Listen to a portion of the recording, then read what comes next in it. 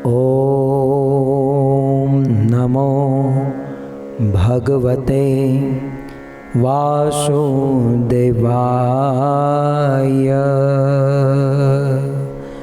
ॐ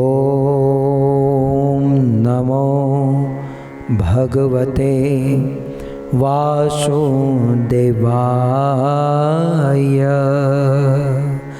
ॐ नमो भगवते वासुदेवाय।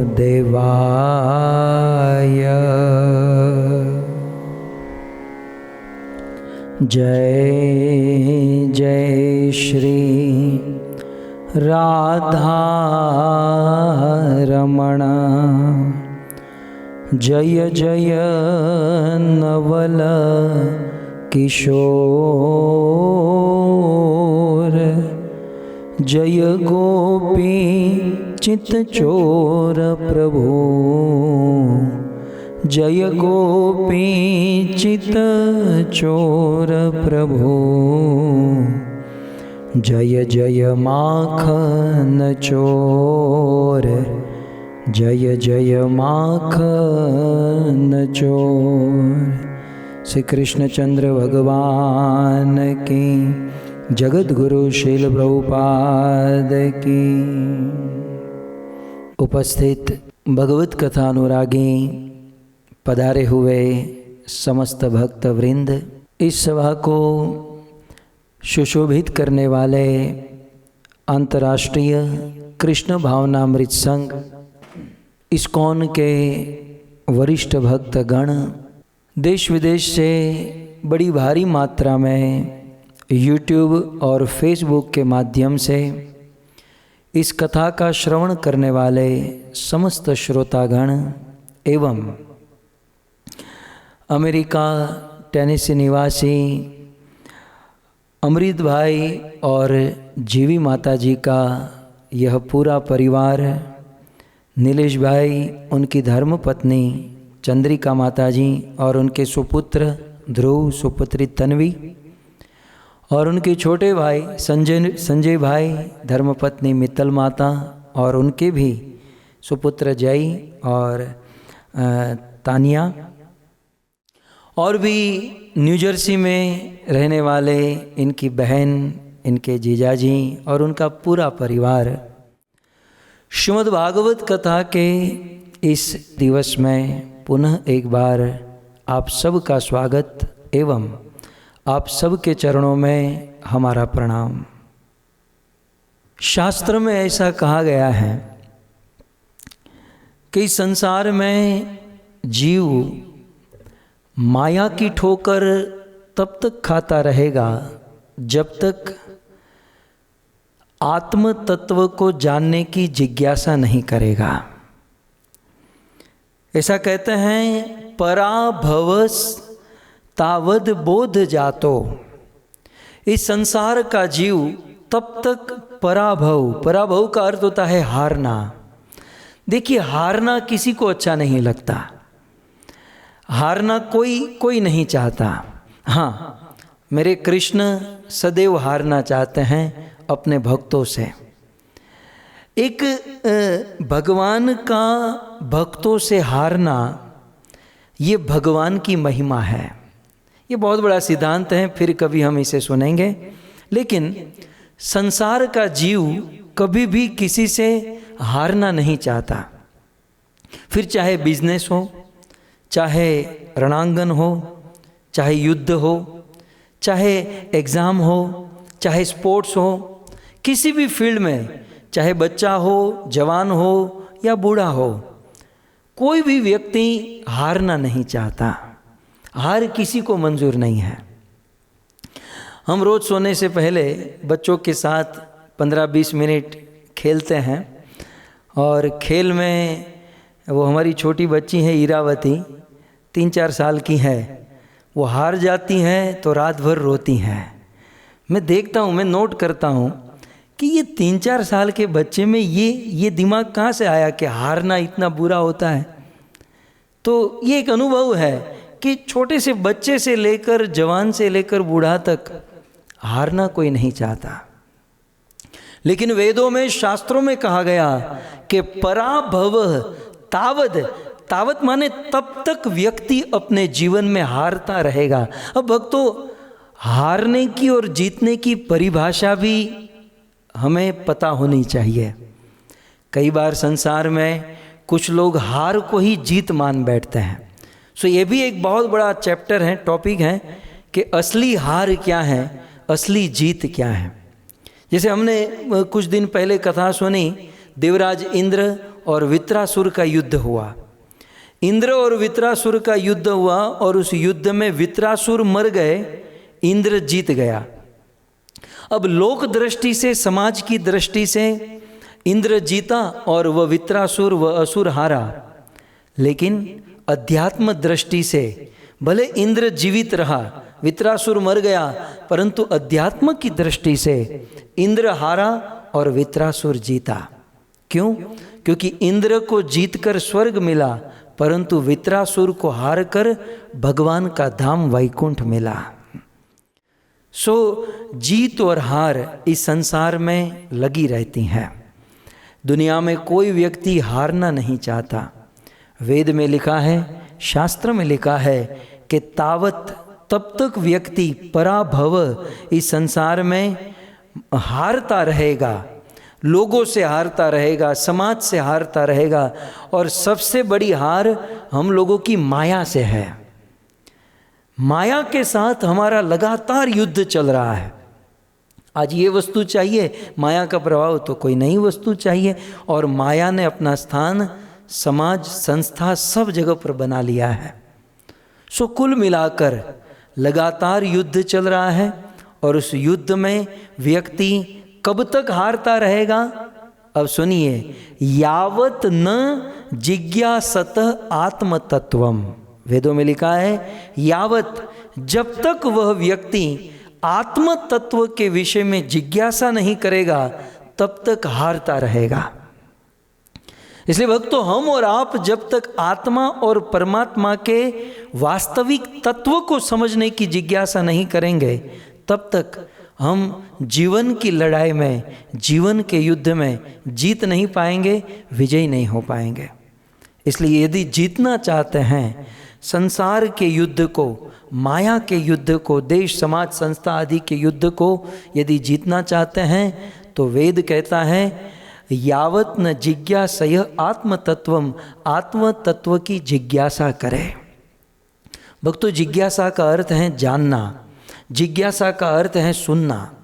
हृदय में तीव्र लालसा, तीव्र इच्छा होनी चाहिए कि हम भगवान के विषय में जानें, परमात्मा के विषय में जानें, आत्मा के विषय में जानें। और जब इस प्रकार की हम जिज्ञासा करते रहेंगे और जिज्ञासा के द्वारा गीता, भागवत, रामायण जैसे ग्रंथों को सुनते रहेंगे, संसार के युद्ध में हम जीतते रहेंगे। और जिस दिन ये जिज्ञासा बंद हो गई, जिस दिन हमने सुनना बंद कर दिया, उस दिन हमारी हार हो जाएगी। मुझे भगवद गीता का वो श्लोक तत्कालीन याद आ रहा है। पूरी गीता सुनाने के बाद कृष्ण अर्जुन से कहते हैं कि हे अर्जुन, मच्चितः सर्व दुर्गाणी, जीवन में अनेकों दुर्ग आएंगे।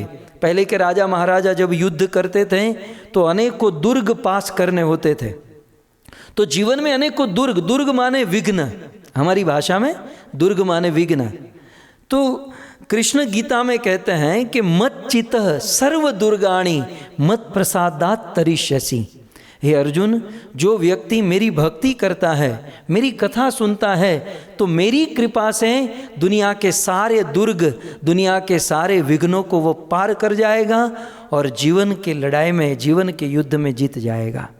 और फिर अंत में कृष्ण कहते हैं कि अथ चेत अहंकारात, हे अर्जुन, अहंकार के कारण, अभिमान के कारण यदि कोई व्यक्ति मुझे नहीं सुनेगा अथवा मेरी कथा को नहीं सुनेगा, अतः चेत अहंकारात न श्रोष्यसि, अर्जुन यदि वो मेरी बात नहीं सुनेगा, विनश्यसि, कृष्ण ने कह दिया उसका विनाश हो जाएगा।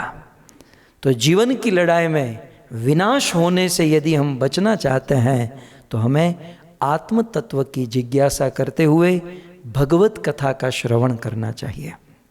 भक्तों, ये भगवत कथा एक संजीवनी बूटी के समान है। मैं प्रायः दृष्टांत देता हूँ, हमारे शास्त्रों में भी ये दृष्टांत आया और आप लोगों ने अपनी आंखों से भी शायद देखा होगा कि एक पशु का दूसरे पशु के साथ युद्ध होता है और इन युद्ध में सांप और नेवले का युद्ध बड़ा फेमस है। सांप और नेवला, हिंदी में नेवला कहते हैं, गुजराती में આપણે નોળિયો કહેવાય है। આપણે देखिए ना નોળિયા જેવું આનું મોઢું છે, वो देखने में कोई अच्छा नहीं लगता है। तो सांप और नेवले का युद्ध होता है। ये युद्ध बड़ा फेमस है, गांव में रहने वालों ने तो देखा है और आपने नहीं देखा तो कभी आप YouTube करके गूगल करके देख लीजिएगा। वैसे देखा जाए तो सांप जो होता है ना वो शक्तिशाली होता है, क्योंकि सांप के पास विष है, उनके पास विष है और दांत हैं जो डंक मार सकता है, विष छोड़ सकता है। तो सांप बलवान होता है लेकिन नेवला बुद्धिमान होता है। और बलवान और बुद्धिमान का जब युद्ध होता है तो जीत किसकी होती है? बुद्धिमान की होती है। सांप और नेवले का युद्ध होता है। नेवला बुद्धिमान होता है कि वह युद्ध ऐसी जगह पर करता है जहाँ पर एक विशेष प्रकार की जड़ी बूटी होती है, संजीवनी जड़ी बूटी होती है, जिसको सूंघने से सारा विष उतर जाता है। सांप और नेवले के बीच में युद्ध होता है और युद्ध करते करते सांप नेवले को डंक मारता है और सारा विष नेवले के शरीर में चढ़ जाता है और वह नेवला तुरंत बाजू में ही वो जड़ी बूटी होती है, उस संजीवनी जड़ी बूटी को सूंघता है, सूंघने से सारा विष उतर जाता है। फिर से वह नेवला सांप के साथ युद्ध शुरू करता है। युद्ध घमासान होता है और युद्ध करते करते करते सांप डंक मारता है, फिर से पूरे शरीर में जहर, नेवले के शरीर में जहर आ जाता है। नेवला तुरंत वह संजीवनी जड़ी बूटी को सूंघ लेता है, वह जहर उतर जाता है। सांप बारंबार डंक मारता है और नेवला बारंबार जड़ी बूटी को सूंघ लेता है और अंततः डंक मारते मारते सांप के मणि फिसल जाते हैं, दांत टूट जाते हैं, विष समाप्त हो जाता है और सांप हार जाता है और नेवला जीत जाता है। ठीक उसी प्रकार भक्तों, हमारे वेदों ने माया को सांप कहा और नेवला जो है ना, ये और कोई नहीं, ये हम लोग हैं। माया सांप की तरह, सर्पिणी माया सांप की तरह हम लोगों के दिलो दिमाग में जहर छोड़ती है।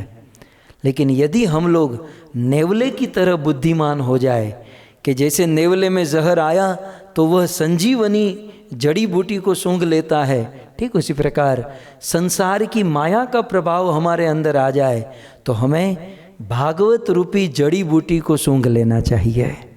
ये श्रीमद् भागवत की जो कथा है जड़ी बूटी के समान है। संसार की बड़े से बड़ी माया का प्रभाव भागवत रूपी जड़ी बूटी को सूंघने से दूर हो जाता है।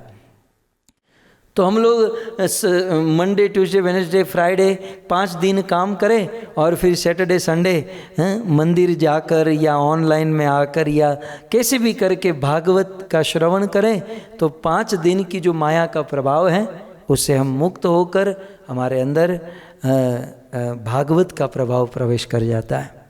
और बार बार इस प्रकार जब हम भागवत रूपी संजीवनी को सूंघते रहेंगे, माया के प्रभाव से मुक्त होकर हम एक दिन पूर्ण रूप से जीत जाएंगे। हमारे शास्त्रों में कहा गया, पराभव तावद बोध जातो यावत न जिज्ञासत आत्म तत्वम। जब तक हम भगवत कथा नहीं सुनेंगे तब तक संसार के युद्ध में विजय नहीं होंगे।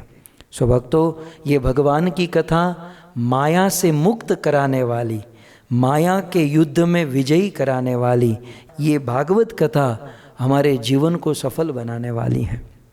तो आज हम सब का परम सौभाग्य है कि शिल प्रभुपाद की कृपा से और हमारे यह पटेल प्रभु के पटेल परिवार के सहयोग से, अमृत भाई और जीवी माता जी के इस पूरे परिवार के सहयोग से ये सुंदर भागवत कथा का हम श्रवण कर रहे हैं, जिस कथा के द्वारा हम लोग संसार के युद्ध में विजयी हो सकते हैं। भक्तों केवल बड़े ही नहीं, ये बच्चे भी कथा सुन रहे हैं। यदि बच्चे भी इस भागवत को सुनते हैं तो अपने स्कूल में, अपने कॉलेज में, अपनी प्रत्येक फील्ड में, सभी जगह पर वो विजयी होकर आएंगे यदि भागवत का श्रवण करेंगे। सो ऐसी दिव्याति दिव्य भगवत कथा हम सब सुनने जा रहे हैं। और कथा का सब्जेक्ट आप सब जानते हैं, श्रीमद् भागवत का अष्टम स्कंद, जिसमें मनवंतर की कथा है।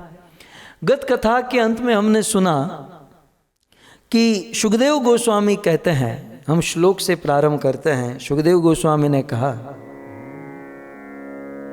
एवं सुरासुरगणा समदेश काल हेतवर्थ कर्म मतयो पिफले विकल्पा तत्रामृतं सुरगणा फलमंजजासु यत् पाद पंकज रज शृणयात्न देत्या यत् पाद पंकज रज शृणयात्न देत्या। गत कथा के अंत में उस पूरी कथा का सार बताते हुए, ये मेरा प्रिय श्लोक है इसलिए मैं बार बार इसे गाता हूँ, मुझे बहुत अच्छा लगता है। इससे भक्तों के हृदय में बड़ा उत्साह मिलता है, हमें एक बहुत बड़ी आस मिलती है। इस पूरे गत प्रसंग के सार स्वरूप सुखदेव गोस्वामी कहते हैं कि एवं सुरासुर गणा, एवं माने हमने गत कथा जो सुनी उस कथा के दौरान हमने देखा कि सुर असुर गणा, देवता और दानवों ने क्या किया, समदेश काल, देव और दानवों ने समुद्र मंथन किया। जब समुद्र मंथन किया तो देवता जिस स्थान पर मंथन कर रहे थे उसी स्थान पर दानव भी मंथन कर रहे थे। देवता जिस समय में समुद्र मंथन कर रहे थे, दानव भी उसी समय में समुद्र मंथन कर रहे थे। देवता जितने पढ़े लिखे थे, दानव भी उतने ही पढ़े लिखे थे। देवता जितने बलवान थे, दानव भी उतने ही बलवान थे।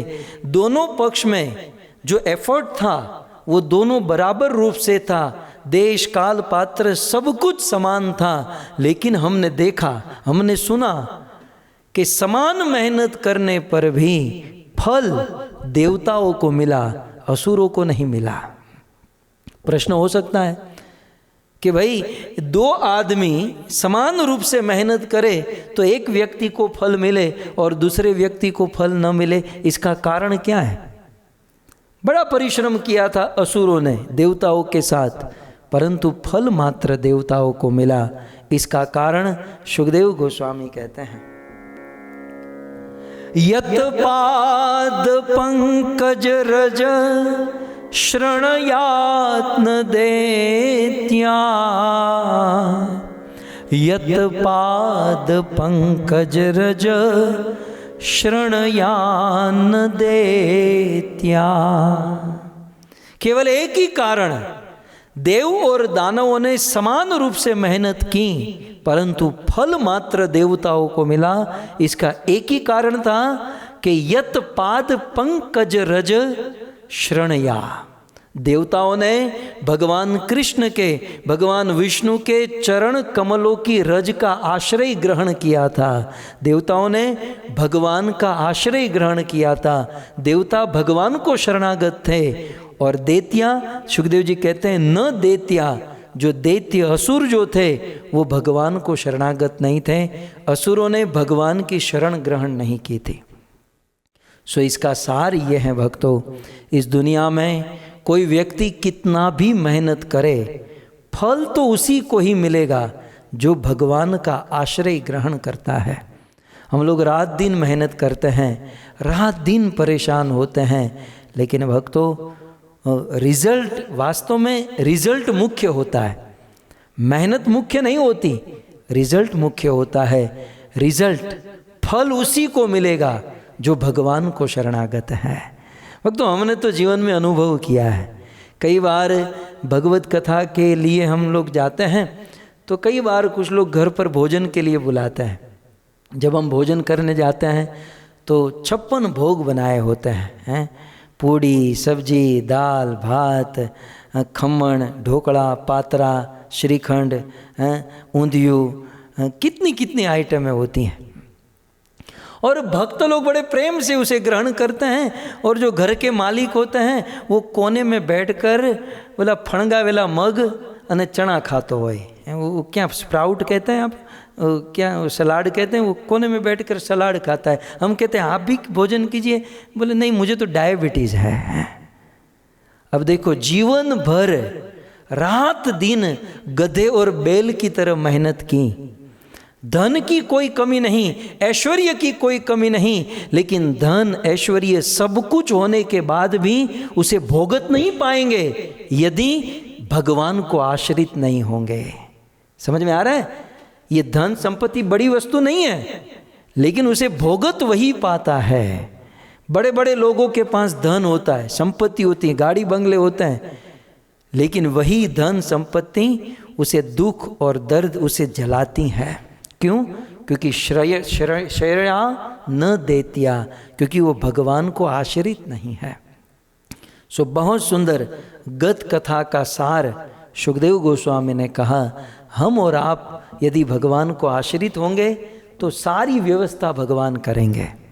भगवान कहते हैं कि बस अपना चित्त मुझ में लगा दो, अपना चित्त मुझ में लगा दो, फिर देखो सारा काम मैं करूँगा। भगवान भगवत गीता में कहते हैं कि योग क्षेम वहाम्यहम। हे अर्जुन, यदि कोई मेरा भजन करता है तो योग माने जुटाना, जो भी उनके जीवन की जरूरियात है वो सारी वस्तु मैं जुटाऊंगा। और केवल जुटाऊंगा ही नहीं, क्षेम उस वस्तु का ध्यान भी रखूंगा। तो यदि हम भगवान का भजन करते हैं तो जैसे हमारे वहाँ कहावत है कि हम भगवान के नाम पर तो भगवान हमारे काम पर। वैसे हमें भगवान को काम नहीं करवाना है, हमारे ठाकुर जी हमारे आँख के तारे हैं, हमें तो बिल्कुल पलकों पर बिठाना है। लेकिन भगवान क्या करे, भगवान का ये स्वभाव है कि यदि हम भगवान के नाम पर तो भगवान हमारे काम पर। भक्तों, अगली कथा हम सुनेंगे महाराज अम्बरीश के विषय में। ऐसा कहते हैं, सप्त द्वीपवती मही, 7 द्वीप वाली पृथ्वी के एकमात्र चक्रवर्ती सम्राट थे महाराज अम्बरीश। और ऐसे महाराज अम्बरीश, कितना बड़ा राज्य। आज का डोनाल्ड ट्रंप तो केवल अमेरिका का राजा है, प्राइम मिनिस्टर नरेंद्र मोदी केवल भारत के राजा है, लेकिन महाराज अम्बरीश पूरी दुनिया के चक्रवर्ती सम्राट राजा थे। लेकिन करते क्या थे? सुखदेव जी कहते हैं कि पूरी दुनिया का राजा, लेकिन दिन भर उनकी दिनचर्या क्या थी? सवे मन कृष्ण पदार विंदयो, मन भगवान के चरणों में, हाथों से भगवान की सेवा, आंखों से भगवान का दर्शन, अपने चरणों से भगवान के मंदिरों में दर्शन करने जाते और स्वयं भगवान के मंदिर में झाड़ू पोछा लगाते, भगवान का श्रृंगार करते। तब महाराज परीक्षित से रहा नहीं गया, सुखदेव जी से कहते हैं, सुखदेव जी इतने बड़े राजा, पूरी धरती का उनको वहीवट करना है, पूरी धरती को जिसको चलाना है, और दिन भर यदि भगवान की सेवा भक्ति करेगा तो ये संसार, वो अपना राज्य कैसे चलाते थे? तब सुखदेव गोस्वामी कहते हैं, अम्बरीश भगवान की भक्ति में लगे रहते थे और उस समय भगवान का सुदर्शन चक्र महाराज अम्बरीश का सारा कार्य कर देता था। सो कहने का अर्थ यह है भक्तों, यदि हम भगवान को आश्रित हो जाते हैं तो जीवन का फल हमें प्राप्त होता है और उसे हम भोगत सकते हैं। नहीं तो क्या होगा, भगवान की सेवा नहीं करेंगे, भक्ति नहीं करेंगे और बस रात दिन मशीन की तरह लगे रहेंगे, पैसे कमाओ, ये जुटाओ, वो करो, तो संपत्ति तो एकत्रित कर लोगे लेकिन उसे भोगत नहीं पाएंगे, तो उस संपत्ति का क्या लाभ? ये व्हाट्सएप में एक दिन एक मैसेज आया था, मुझे बहुत अच्छा लगा। यदि आपके पास संपत्ति है परंतु उस संपत्ति को आप भोगत नहीं सकते तो समझो आप उस संपत्ति के वॉचमैन हो। हमारे अमेरिका में तो नहीं होते हैं, भारत में हर बिल्डिंग में एक गुरखा होता है, एक वॉचमैन होता है, है ना, एक सिक्योरिटी वाला होता है? तो यदि हमारे पास कर्म के अनुसार मेहनत से जो संपत्ति मिली है उसे दूसरों की सेवा में और अपनी सेवा में भोगने में यदि हम उसे भोगत नहीं पाते, खर्च नहीं कर पाते, तो समझो हम केवल उस संपत्ति के वॉचमैन हैं, क्योंकि मरने के बाद वो यहीं पड़ी रहेगी, हम चले जाएंगे। कहने का अर्थ यह है कि जीवन हम लोग संसारी हैं, हम सब गृहस्थ हैं, हम काम करें, मेहनत करें, खूब जॉब करें, बिजनेस करें, लेकिन साथ ही साथ देवताओं की तरह भगवान का आश्रय ग्रहण करके रखे। यदि भगवान का आश्रय ग्रहण करके जॉब करेंगे, बिजनेस करेंगे, मेहनत करेंगे, तो उससे जो फल मिलेगा वो पूर्ण रूप से हम भोगत पाएंगे। नहीं तो मेहनत असुरों ने भी की थी लेकिन फल नहीं भोगत पाए। हाथ में आया हुआ अमृत है ना, हाथ में आई हुई सैलरी, पैसा, वो हाथों से चला गया। कहीं ऐसा ना हो जाए, इसलिए भगवान का आश्रय लेना चाहिए। और भक्तों, भगवान का आश्रय लेने का अर्थ है नाम, भगवान के नाम का आश्रय, एक भगवान के नाम का आश्रय, भागवत का आश्रय और वैष्णव का आश्रय। ये तीन आश्रय का अर्थ होता है भगवान का आश्रय। भगवान का आश्रय, उस समय तो भगवान प्रकट रूप से थे, आज तो प्रकट रूप से नहीं है, तो भगवान का आश्रय माने क्या? जो मूर्ति है उसके चरण पकड़ ले। भगवान के आश्रय का अर्थ है भगवान के नाम का आश्रय, भागवत का आश्रय और वैष्णवों का आश्रय। ये तीन आश्रय यदि मिल गए ना भक्तों, जीवन धन्य हो जाएगा। हमारे गुजराती में कहावत है नीलेश भाई कि उघाड़ा माथे नो फराई, कोईना ओढ़ना ओढ़ीने फराय।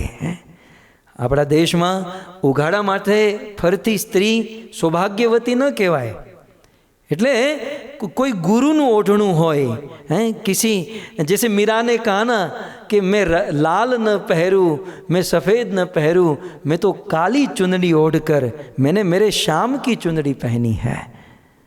तो नाम का आश्रय हैं और भागवत का आश्रय और वैष्णव गुरु का आश्रय यदि जिसको मिल गया उसका जीवन धन्य हो गया।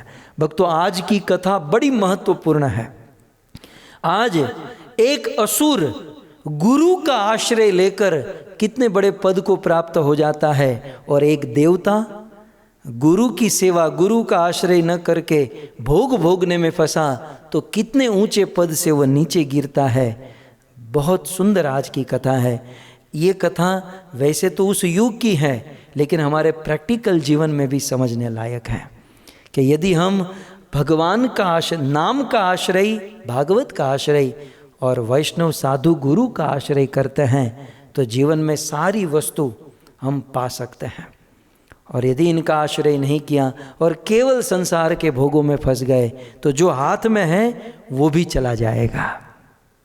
इसी सिद्धांत के ऊपर आधारित होकर हम आज की कथा सुनेंगे। पूरा अध्याय कंप्लीट मैं करूँगा। आइए तो हम आगे बढ़ते हैं कि जैसे हमने सुना कि देवताओं ने अमृत का पान किया। अब क्या हुआ कि देवताओं ने अमृत का पान किया, अमृत पीकर देवता बड़े शक्तिशाली हो गए और इतना पावर देवताओं के अंदर आ गया कि देवता असुरों के साथ युद्ध किए और घमासान युद्ध हुआ। देवासुर संग्राम, जैसे मैंने कल कहा था, विश्व का सबसे बड़ा युद्ध, 33 करोड़ देवी देवता, उतने ही असुर, और घमासान युद्ध हुआ। हमारे भारत के कवियों ने इन युद्ध के विषय में बहुत सुंदर सुंदर पद गाए हैं। आकाश में बाण उछल रहे थे, तलवार और भाले उछल रहे थे, आकाश में लाखों मस्तक उछल रहे थे। कुछ लोग बिना मस्तक के युद्ध कर रहे थे और कुछ लोग हाथी, घोड़े, रथ, घमासान युद्ध हुआ। और उस युद्ध में अमृत पान करके, क्योंकि देवता शक्तिशाली हुए, देवताओं ने सारे असुरों का वध कर दिया, सारे असुरों का नाश कर दिया। और जब ये युद्ध इस प्रकार से चल रहा था तब ब्रह्मा जी के मन में हुआ कि यदि ये युद्ध और कुछ देर चलता रहा तो ये पूरी सृष्टि तबाह हो जाएगी। तब ब्रह्मा जी ने नारद मुनि को भेजा। देखिए, ब्रह्मा जी भी पात्र को चुने तो परफेक्ट। ब्रह्मा ने नारद जी को चुना और कहा कि जाओ नारद, ये देव और दानव का युद्ध बंद कराओ। नारद मुनि उस स्पॉट पर आए और आप सब जानते हैं नारद मुनि एक ऐसे पात्र है जिसका आदर देवता भी करते हैं और दानव भी करते हैं।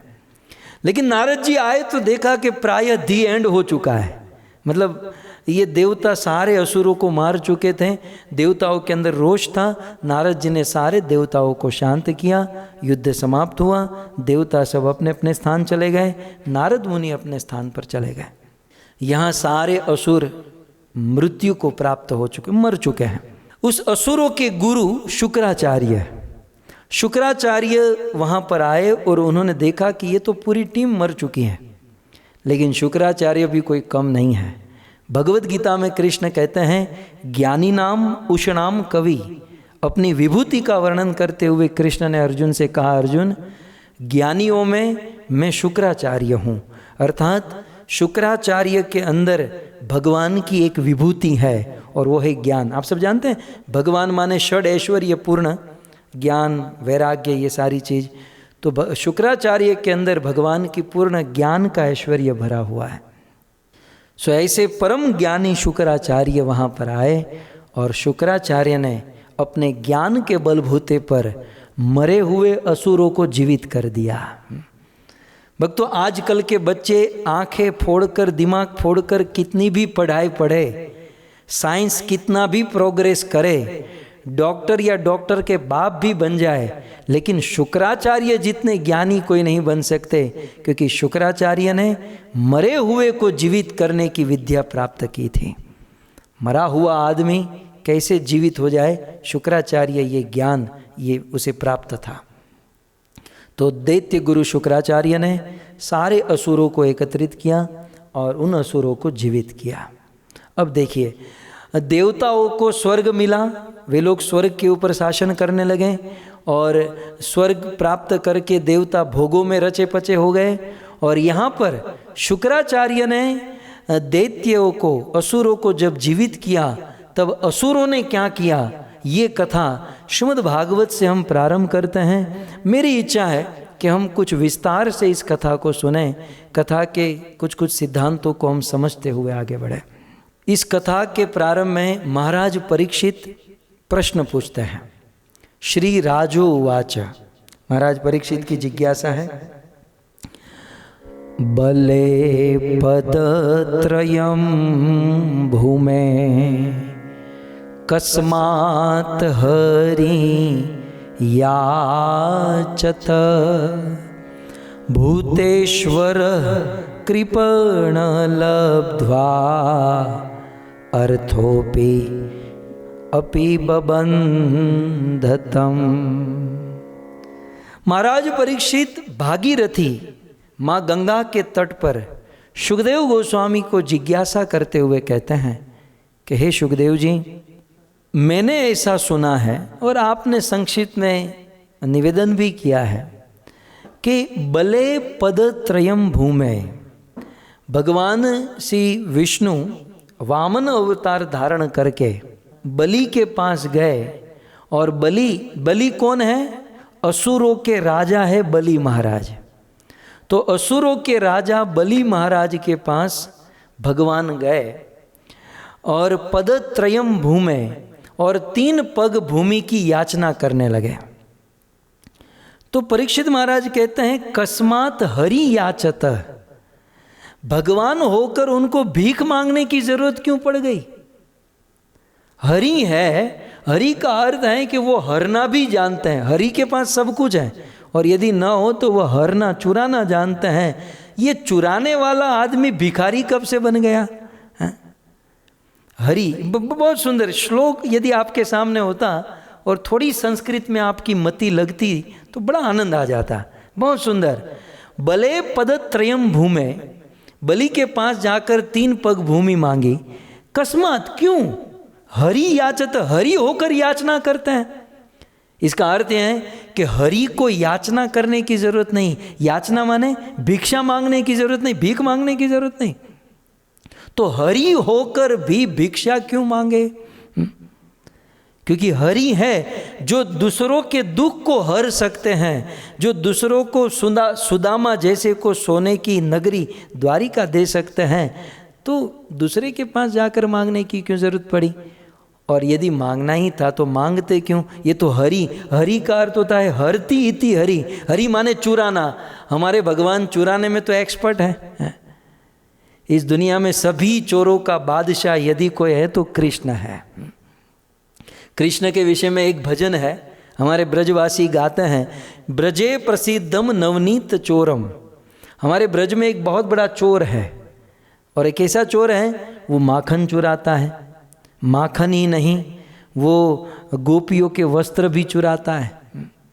और दुनिया में बहुत सारे चोर देखे हैं, पैसे चुराने वाले, डॉलर चुराने वाले, किसी के गहने चुराने वाले। आजकल टीवियों में आ रहा है ना कि किसी की दुकान, मॉल में जाकर दुकान का सामान चुराने वाले, बहुत चोर देखे हैं। लेकिन हमारे ब्रज में जो चोर आया है, ये चोर दूसरों का हार्ट, हृदय ही चुरा कर भाग जाता है। श्री राधिकाया हृदयस्य चोरम चोराग्य गमनम पुरुषम नमामि। ये चोर नहीं, ये दुनिया में सभी चोरों का सरदार है। भागवत में कथा है कि जब कृष्ण छोटे थे, लगभग चलना सीखे, तो कृष्ण की सबसे पहली लीला हुई माखन चोरी लीला। कृष्ण रोज गोपियों के घर पर जाते हैं और माखन की चोरी करते हैं। एक दिन की बात, सारी गोपियाँ यशोदा मैया के पास आई और कहने लगी, माँ ये कृष्ण को लेकर तुम कहीं चली जाओ, क्योंकि कृष्ण हमारे घर पर माखन की चोरी करता, हमें बहुत परेशान करता है। यशोदा ने कहा कि मेरा लाला ठीक से चलना भी नहीं जानता, और वो तुम्हारे घर पर चोरी कैसे कर सकता है? गोपियों ने कान पकड़ कर कहा कि माँ ये दिखने में छोटा है, लेकिन है सबका बाप। जब हम पनघट पर पानी भरने जाती हैं तो ये हमको आंख मार के कहता है कि मेरे साथ शादी करेगी। अब माँ पूछो, इसको शादी का मतलब भी जानता है, शादी का अर्थ नहीं जानता, और मुझे कहता शादी करेगी। ये कृष्ण बहुत चंचल है, नटखट है, तुम इसे लेकर कहीं चली जाओ। तब यशोदा ने अनेकों तर्क दिए कि अपनी मटकी ऊपर बांधो ताकि इसका हाथ न पहुँचे, और ऊपर बांधो ताकि लकड़ी भी न पहुँचे। तो गोपियाँ कहती थी कि हमने ये सब कुछ करके देखा। जब मटकी ऊपर बांधती हैं तो उखल टेबल लेकर आता है, उस पर चढ़ जाता है और उसे उतार देता है, और ऊपर बांधती हैं तो लकड़ी लेकर आता है, लकड़ी ऐसे मार के फिर मुंह खोलकर खड़ा रह जाता है, सारा माखन उसके मुख में है, बिल्कुल सिस्टम से माखन खाता है। यशोदा ने कहा कि और अपनी माखन की मटकी और ऊपर बांधो। तब एक गोपी ने कहा कि माँ हमने हमारी माखन की मटकी और ऊपर बांध कर देखी, लेकिन जब बहुत ऊपर बांधती है तो क्या होता है? गुजरात में जाना होगा। 4-5 गोवाड़ टोले वળી ने, 4-5 गोवाड़ टोले वળી ने, एक बीजाने कांधे चढ़ी ने, एक बीजाने कांधे चढ़ी ने, मटुकी मां मोरली मारे मारो कान, श्याम आवीने मारी मटकी फोड़े। मटुकी मां मोरली मारे मारो कान, श्याम आवीने मारी मटकी फोड़े। घमर घमर मारू वलोणु गाजे, श्याम आवीने मारी मटकी, मटकी फोड़े ने वालो महिड़ा ढोले, श्याम आवीने मारी मटकी फोड़े। क्या भजन हमारे देश में है भक्तों, ऐसा मन करता है कि हम गाते ही रहें। अद्भुत भजन आचार्यों के द्वारा। खैर, तो गोपियों ने कहा कि जब बहुत ऊपर बांधते हैं तो 10 लड़के नीचे खड़े रहते, उसके ऊपर 5, उसके ऊपर 3, 2, और सब के ऊपर ये तुम्हारा कृष्ण खड़ा रहता है और मटकी को उतार देता है। तब अंत में यशोदा कहती है, एक काम करो कि कृष्ण चोरी ही करने आता है, तो जब वो चोरी करने आए तो सामने से ही माखन दे दो, और वो जितना माखन खाएगा उससे 10 गुना माखन मेरे घर से लेकर जाना, लेकिन मेरे बच्चे का नाम मत बिगाड़ना। कुछ गोपियों ने कहा माँ ये भी करके देखा। हम जानते हैं कि दोपहर को 2:30 बजे आने वाला है, तो हम 2 बजे ही माखन की मटकी लेकर प्रांगण में बैठ जाती हैं, ताकि एटलीस्ट कम से कम घर तो ना बिगाड़े, घर तो ना बिगाड़े। क्योंकि ये गोपियों की ये चिंता थी। गोपियों ने गाया भी है, मैया तेरा लाला खाता बहुत है और खाने से भी ज्यादा बिगाड़ता बहुत है। ये खाता तो है लेकिन खाने से भी अधिक बिगाड़ता है। खाने के बाद घर को पूरा माखन को उछालता है, फेंकता है और बिगाड़ता है। इससे अच्छा है कि वो आए उसके पहले हम माखन ऑफर करें। तो जैसे ही कृष्ण अपनी पूरी टीम को लेकर आता है, और टीम में अकेला नहीं होता, मधुमंगल, श्रीदाम, सुदाम ये सब सखा होते हैं और पूरे ब्रज के बंदर उसके साथ होते हैं। और जब ये सब लोग आते हैं तो हम सामने से कृष्ण को कहते हैं कृष्ण माखन खाएगा। तो जानती है कृष्ण क्या कहता है, दिखने में छोटा लेकिन सबका बाप। जब हम कहते हैं कृष्ण ये ले माखन खाना है, माखन खा लो ताकि चोरी की नौबत ना हो। जब हम कृष्ण को माखन ऑफर करती हैं तो कृष्ण क्रोध करके कहता है भिखारी समझ के रखा है कि हम लोग भिखमंगे हैं, हम लोग भिखारी हैं, पूरे ब्रज के राजा का बेटा हूं मैं। नंद बाबा ब्रज के राजा है और मैं राजा का बेटा हूं। मुझे कहती है माखन खाएगा। तुझे कितना माखन खाना है बोल, तुझे कितना चाहिए, मेरे घर पे आ जा, जितना चाहिए उतना माखन दे देता हूं। माखन खाएगा, माखन खाएगा। हम लोग किसी का फोकट में नहीं खाते हैं, हम लोग मुफ्त में नहीं खाते, फ्री में नहीं खाते, हम लोग मेहनत करके खाते हैं। हाँ तेरी मेहनत है। कृष्ण कहते हैं हम लोग मेहनत करके खाते। तू जानती नहीं चोरी करने में कितनी मेहनत पड़ती है, तू जानती नहीं चोरी करने में कितना रिस्क लेना होता है, कितना प्लान करना पड़ता है। मतलब ये कृष्ण को चोरी करने भी मेहनत मानते हैं। सो कहने का अर्थ यह है कि आज परीक्षित महाराज सुखदेव गोस्वामी को प्रश्न पूछ रहे हैं कि सुखदेव जी बले पद त्रयम भूमे कस्मात हरि याचत। ये वही हरि भगवान कृष्ण जो ब्रज में माखन चुरा चुरा कर खाए हैं, अब दूसरों का चुरा सकते हैं तो भीख मांगने की क्या जरूरत है। परीक्षित का ये प्रश्न है। और भगवान तो सर्व समर्थ हैं, उसको किसी से लेने की क्या आवश्यकता। तो परीक्षित की ये जिज्ञासा है कि बले पदत्रयम भूमे कस्मात हरि याचत भूतेश्वर कृपणवत। बहुत सुंदर शब्द का इस्तेमाल किया, भूतवा ईश्वर। ईश्वर भूतवा, हमारे भगवान ईश्वर होते हुए भी कृपणवत, एक भिक्षुक की तरह बलि महाराज से भिक्षा क्यों मांगे, बलि महाराज से 3 पग भूमि क्यों मांगे। ये परीक्षित का पहला प्रश्न। और दूसरा इसी श्लोक में वे कहते हैं लब्धा अर्थो अपि बबंधतम।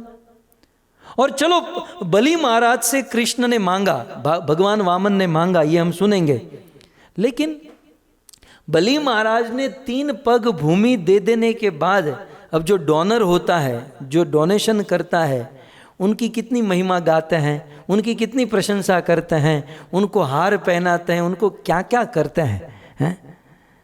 सो जो डोनेशन देता है, जो डोनर होता है, जिसका समर्पण होता है, उनको तो उनको प्रशंसा होनी चाहिए, उनकी सेवा होनी चाहिए। लेकिन बलि महाराज ने अपना पूरा राज्य दे दिया, फिर भी भगवान ने बलि महाराज को बांध दिया, नागपाश से, रस्सी से बांध दिया।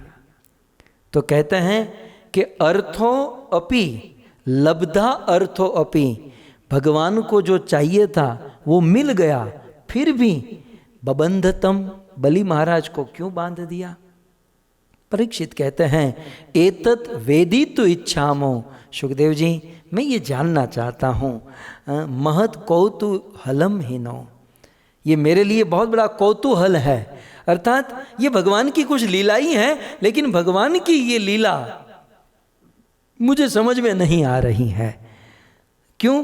क्योंकि यज्ञेश्वरस्य पूर्णस्य, क्योंकि भगवान पूर्ण है।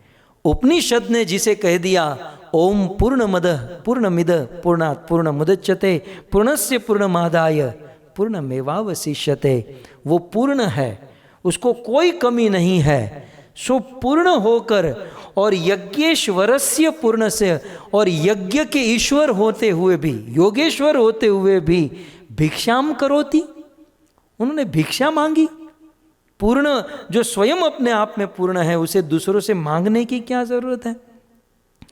और बंधनम च अपि नागस, और अनागस और बलि महाराज के पास जाकर उन्होंने इस प्रकार से जो बलि निरपराध था, अनागस का अर्थ होता है जिसने कोई अपराध नहीं किया, बलि ने तो समर्पण किया था, बलि महाराज ने सेवा की थी, ऐसे पूर्ण समर्पित सेवा करने वाले बलि को बबंध क्यों बांध दिया, कृपया करके आप मुझे इस कथा को विस्तार से सुनाइए।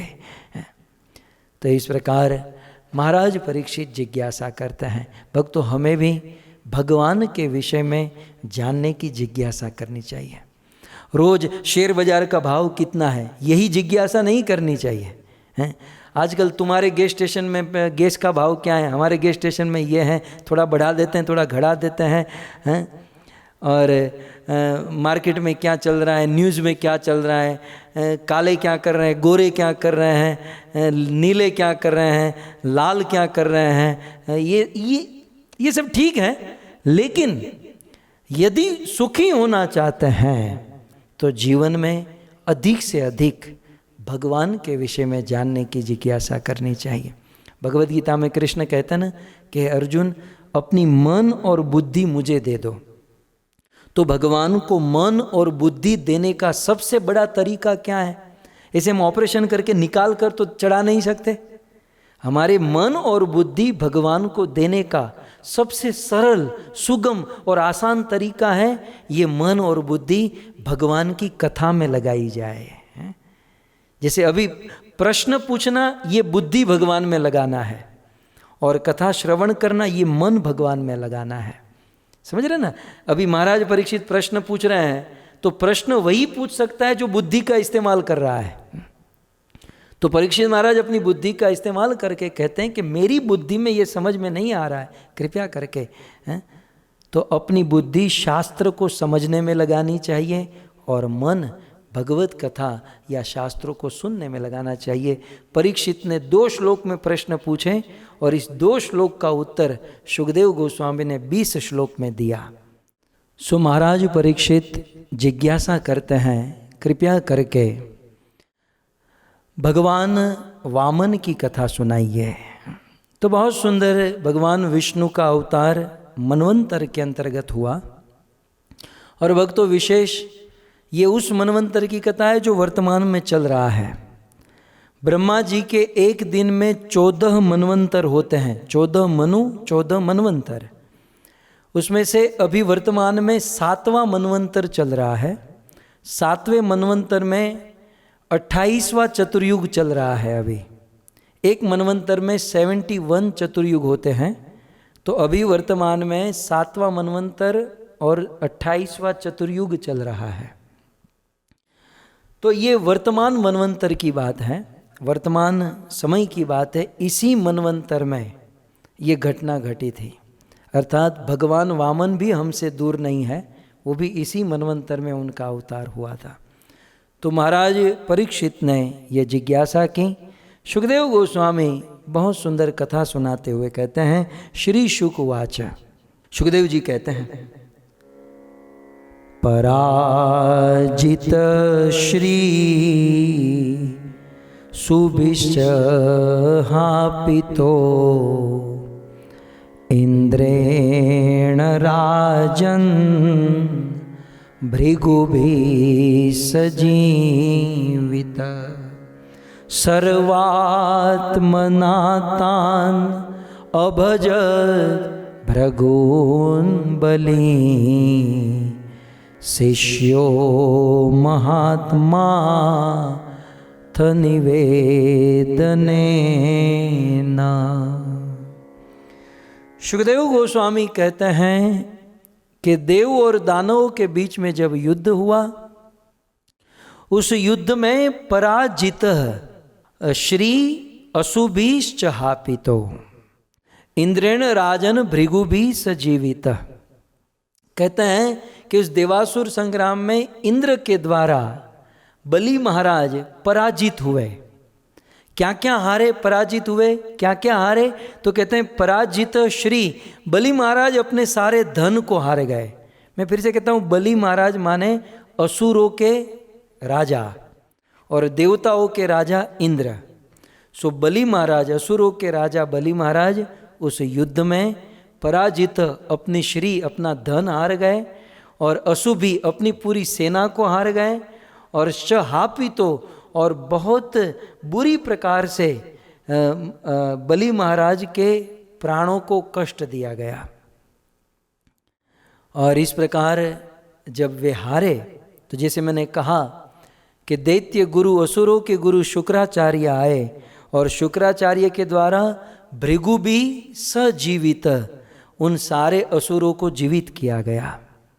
अब देखिए, अब ध्यान से सुनिएगा, अब हमारे लिए बहुत सुंदर समझने जैसी बात है कि जैसे ही दैत्य गुरु शुक्राचार्य ने असुरों को जीवित किया, असुरों का आचरण देखिए, उसमें असुरों के राजा बलि महाराज का आचरण देखिए।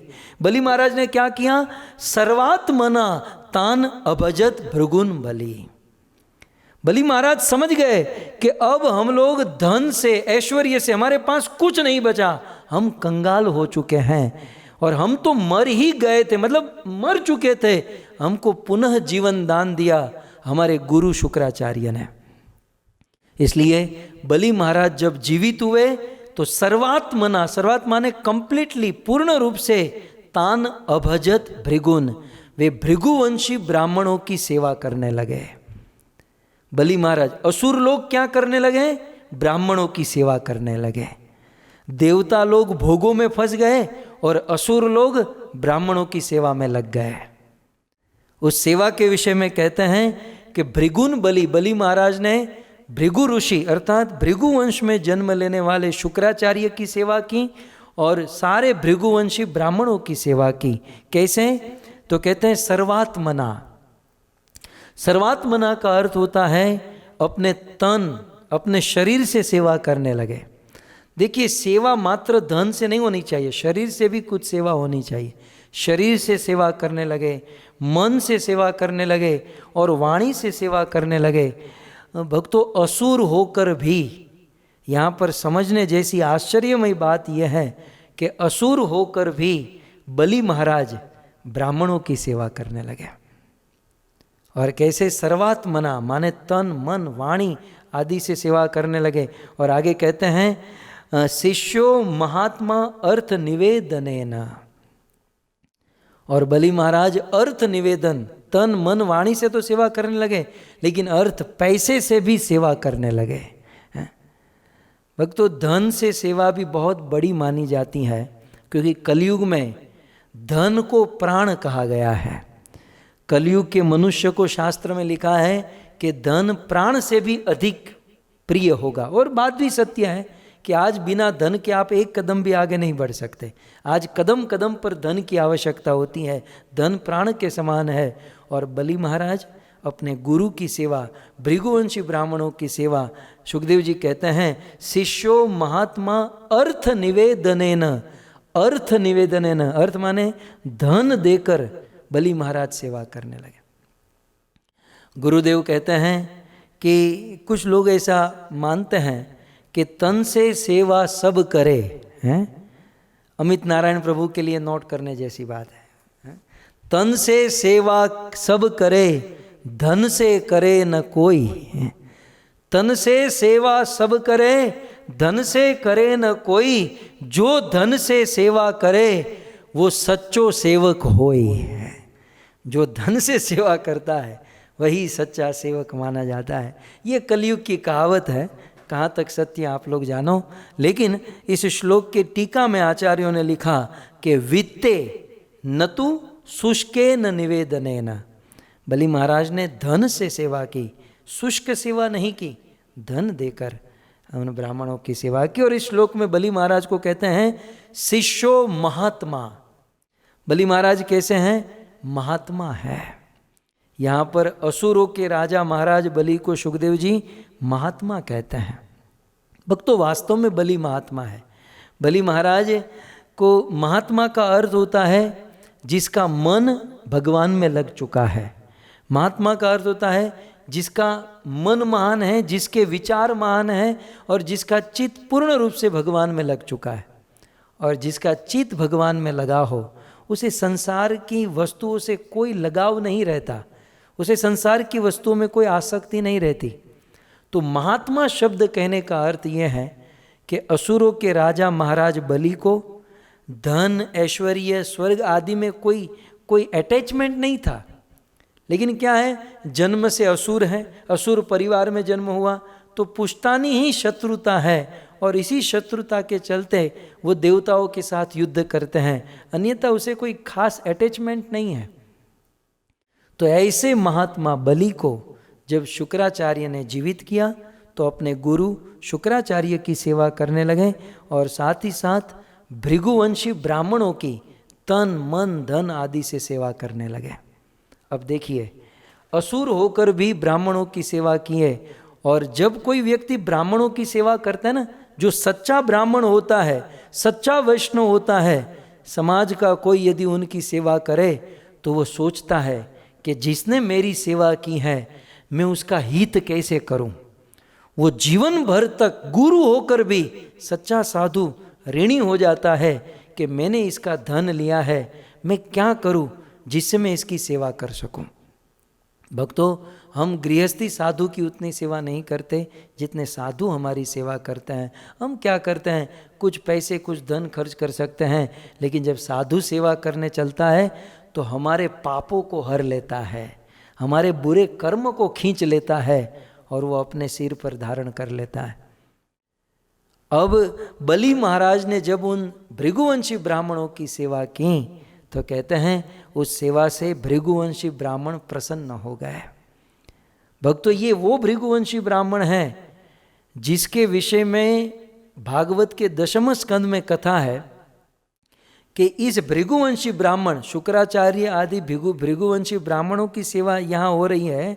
ये वो भृगु मुनि के वंशज संतान है जो भृगु मुनि भगवान के पास गए थे।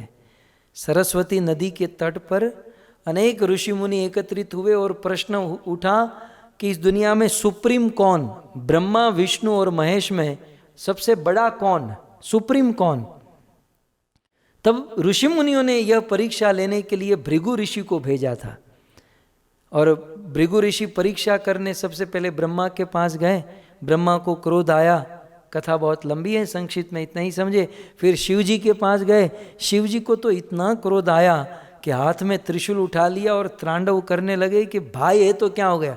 यद्यपि भृगु शिव जी के भाई है, बोले भाई है तो क्या हो गया, मेरी इज्जत का फालूदा, हाँ मेरा अपमान। शिव जी ने त्रिशूल हाथ में लेकर मारने गए। भागवत में सुखदेव जी लिखते हैं कि पार्वती आई और चरण पकड़ लिए और शिव जी को रोक लिया, नहीं तो भृगु जी की लाश सरस्वती नदी के तट पर पहुँचती। और वही भृगु ऋषि, ब्रह्मा जी ने मन से अपराध किया, शिव जी ने वाणी से। और जब भृगु ऋषि भगवान विष्णु के पास गए, ऐसा लिखा है कि भगवान विष्णु शयानम श्रिय उत्संगे पदा वक्ष सताड़यन। सुखदेव जी कहते हैं कि भगवान विष्णु शेष शैया पर सो रहे थे और लक्ष्मी जी भगवान विष्णु के चरण दबा रही थी। और यही भृगु ऋषि क्रोध करके, उसको तो परीक्षा लेनी थी और देखना था कि यदि इनको क्रोध आ गया, भगवान विष्णु को क्रोध आ गया तो वो भगवान नहीं हो सकते। तो ये तो क्रोध करके गए और ताड़यन, ताड़यन माने क्रोध करते हुए भृगु ऋषि ने सोए हुए भगवान विष्णु की छाती पर जोर से अपनी लात मार दी, अपना पांव जोर से पटक दिया भगवान विष्णु की छाती पर। हमारे गुरुदेव कहते हैं कि ये लात यदि शिव जी को मारी होती तो पता नहीं असमय में ही प्रलय हो जाता। लेकिन धन्य है भगवान विष्णु के भृगु ऋषि ने लात मारी। और देखो भक्तों, अकेले में कोई लात मार लेता है, थप्पड़ मार लेता है, एक बार हम लोग सहन कर सकते हैं, लेकिन यार पत्नी के सामने कोई मार दे तो इज्जत क्या रहती है। अब लक्ष्मी जी बैठी थी, रात दिन 24 घंटा सेवा करने वाली लक्ष्मी जी बैठी थी और पत्नी के सामने भृगु ऋषि ने भगवान की छाती पर जोर से लात मारी, लेकिन धन्य है, सुखदेव जी कहते हैं कि जैसे ही लात मारी तत उत्थाय भगवान स लक्ष्म्या सताम गति, तुरंत भगवान खड़े हो गए और स्वतलपाद अवरुत्थाय भगवान विष्णु भृगु मुनि के चरणों में बैठ गए और चरणों में बैठकर भृगु ऋषि के चरणों को सहलाने लगे कि महात्मा जी आप मेरे घर पर आए और मुझे क्षमा कर दीजिए, पहले से मुझे पता नहीं था, नहीं तो आपकी अगवानी करता, आपका स्वागत करता, और आपने मेरे वक्षस्थल पे लात मारी, वज्र से भी कठोर है मेरा वक्षस्थल, आपके चरणों में चोट आ गई हो तो आप मुझे क्षमा कीजिएगा। इतना सुनते ही सुखदेव जी कहते हैं कि एवं ब्रुवाणो वैकुंठ है। जब इस प्रकार से भगवान बोले तो भक्त उत्कंठो अश्रुलोचनः, भृगु मुनि की आंखों से अश्रु की धारा बहने लगी कि धन्य है भगवान, धन्य है ईश्वर कि लक्ष्मी जी के सामने मैंने उनको लात मारी, मेरे चरणों में बैठ गए, मेरे चरणों को सहलाने लगे। और भगवान ने कहा कि भृगु ऋषि, आज मेरे जीवन में पहली बार मेरे घर पर कोई अतिथि आया और मैं ठीक से स्वागत नहीं कर पाया, ये मैं दंड समझता हूँ कि जीवन भर तक मैं आपके चरण को मेरे वक्षस्थल पर रखूँगा, इस चरण की छाप को मैं मेरी छाती में रखूँगा, ताकि आगे मेरे से ऐसी भूल कभी ना हो, हैं? आगे चलकर मेरे से कोई साधु मेरे पास आए तो उनका स्वागत न चूक जाऊं, इसलिए भगवान ने भृगु ऋषि के चरण को अपने वक्षस्थल पे धारण कर लिया। और ये भृगु ऋषि है, और इस भृगु ऋषि के वंश में जन्म लेने वाले शुक्राचार्य और ब्राह्मणों की सेवा असुरों के सम्राट राजा बलि महाराज करने लगे और कहते हैं कि इस सेवा के द्वारा तम ब्राह्मणा भृगुव प्रियमाणा, बलि महाराज की सेवा से ये भृगुवंशी ब्राह्मण प्रियमाणा प्रसन्न हो गए। एक बात समझ लीजिए, हमारी सेवा से कोई साधु प्रसन्न हो गया तो आज नहीं तो कल भगवान हमारे पास आने वाले हैं। ये भगवान वामन की नींव यहाँ पर बन गई। बलि महाराज ने साधुओं की सेवा क्या की, अब देरी नहीं होने वाली, बहुत जल्द भगवान वामन इनके पास चल कर आएंगे, क्योंकि भगवान की प्राप्ति का मार्ग साधु संतों की सेवा है। मैंने अनेकों बार शास्त्रों के माध्यम से कहा, महत सेवा द्वार आहु विमुक्ते। भगवान कपिल देव कहते हैं कि महात्माओं की सेवा ही मुक्ति का द्वार खोल देती है। और रामायण में शबरी ने महात्मा की सेवा की, चलकर भगवान रामचंद्र उनके द्वार पर आ गए। बलि महाराज की सेवा से भृगुवंशी ब्राह्मण प्रसन्न हुए और प्रसन्न होकर क्या किया, अया जयन विश्व जीता तृणाकम।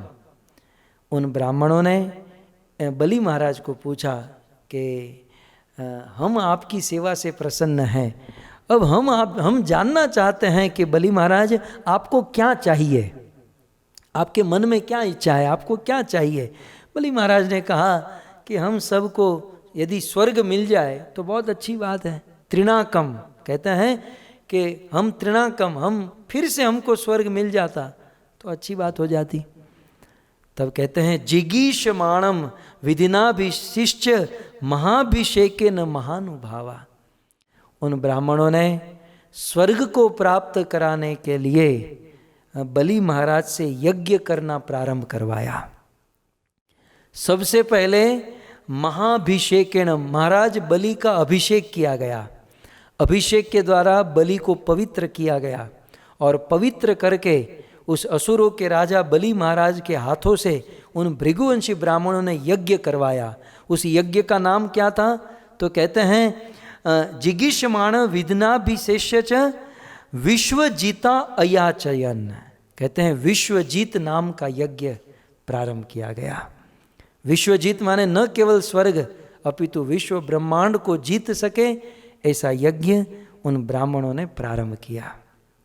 भक्तों, यदि हम वैष्णव ब्राह्मण साधु संतों की सेवा करते हैं तो हमारे लिए जो उचित होता है साधु संत हमारे लिए मेहनत करते हैं।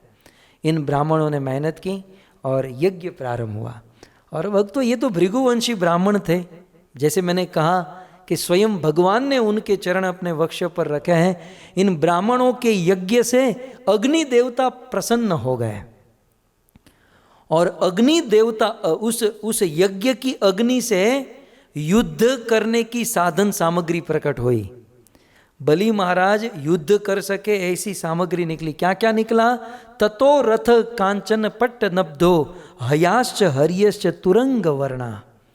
कहते हैं उस यज्ञ से सोने से मढ़ा हुआ एक बहुत सुंदर दिव्य रथ प्रकट हुआ। उस यज्ञ से रथ निकला और उस रथ कैसा था? कांचन पट्ट नब्धो। उस रथ के ऊपर सोने का क्या कहते हैं, सोने का लेयर था। આપણે સોનાનું પડ કહેવાય ને, सोने का लेयर था। तो मतलब सोने का रथ बना हुआ था। सोने का रथ बनता तो मान लो आग में पिघल जाता, इसलिए रथ तो कोई ठोस पदार्थ से बना था, लेकिन उसको बाहर से सोने की चद्दर लगाई गई थी, मतलब सोने से कवर किया गया था। सो ततो रथ कांचन पट्ट नब्धो हयाश्च हरियश्व तुरंग वर्णा। और वहाँ से 4 घोड़े निकले। तुरंग वर्णा, जैसे इंद्र के घोड़े हैं, इंद्र के पास जैसे घोड़े हैं ऐसे 4 घोड़े निकले। कैसे घोड़े थे? बोले हयाश्च वर्णा, हरे रंग के, माने ग्रीन रंग के, ग्रीन हरे रंग के 4 घोड़े निकले। सोने का रथ, हरे रंग के 4 घोड़े।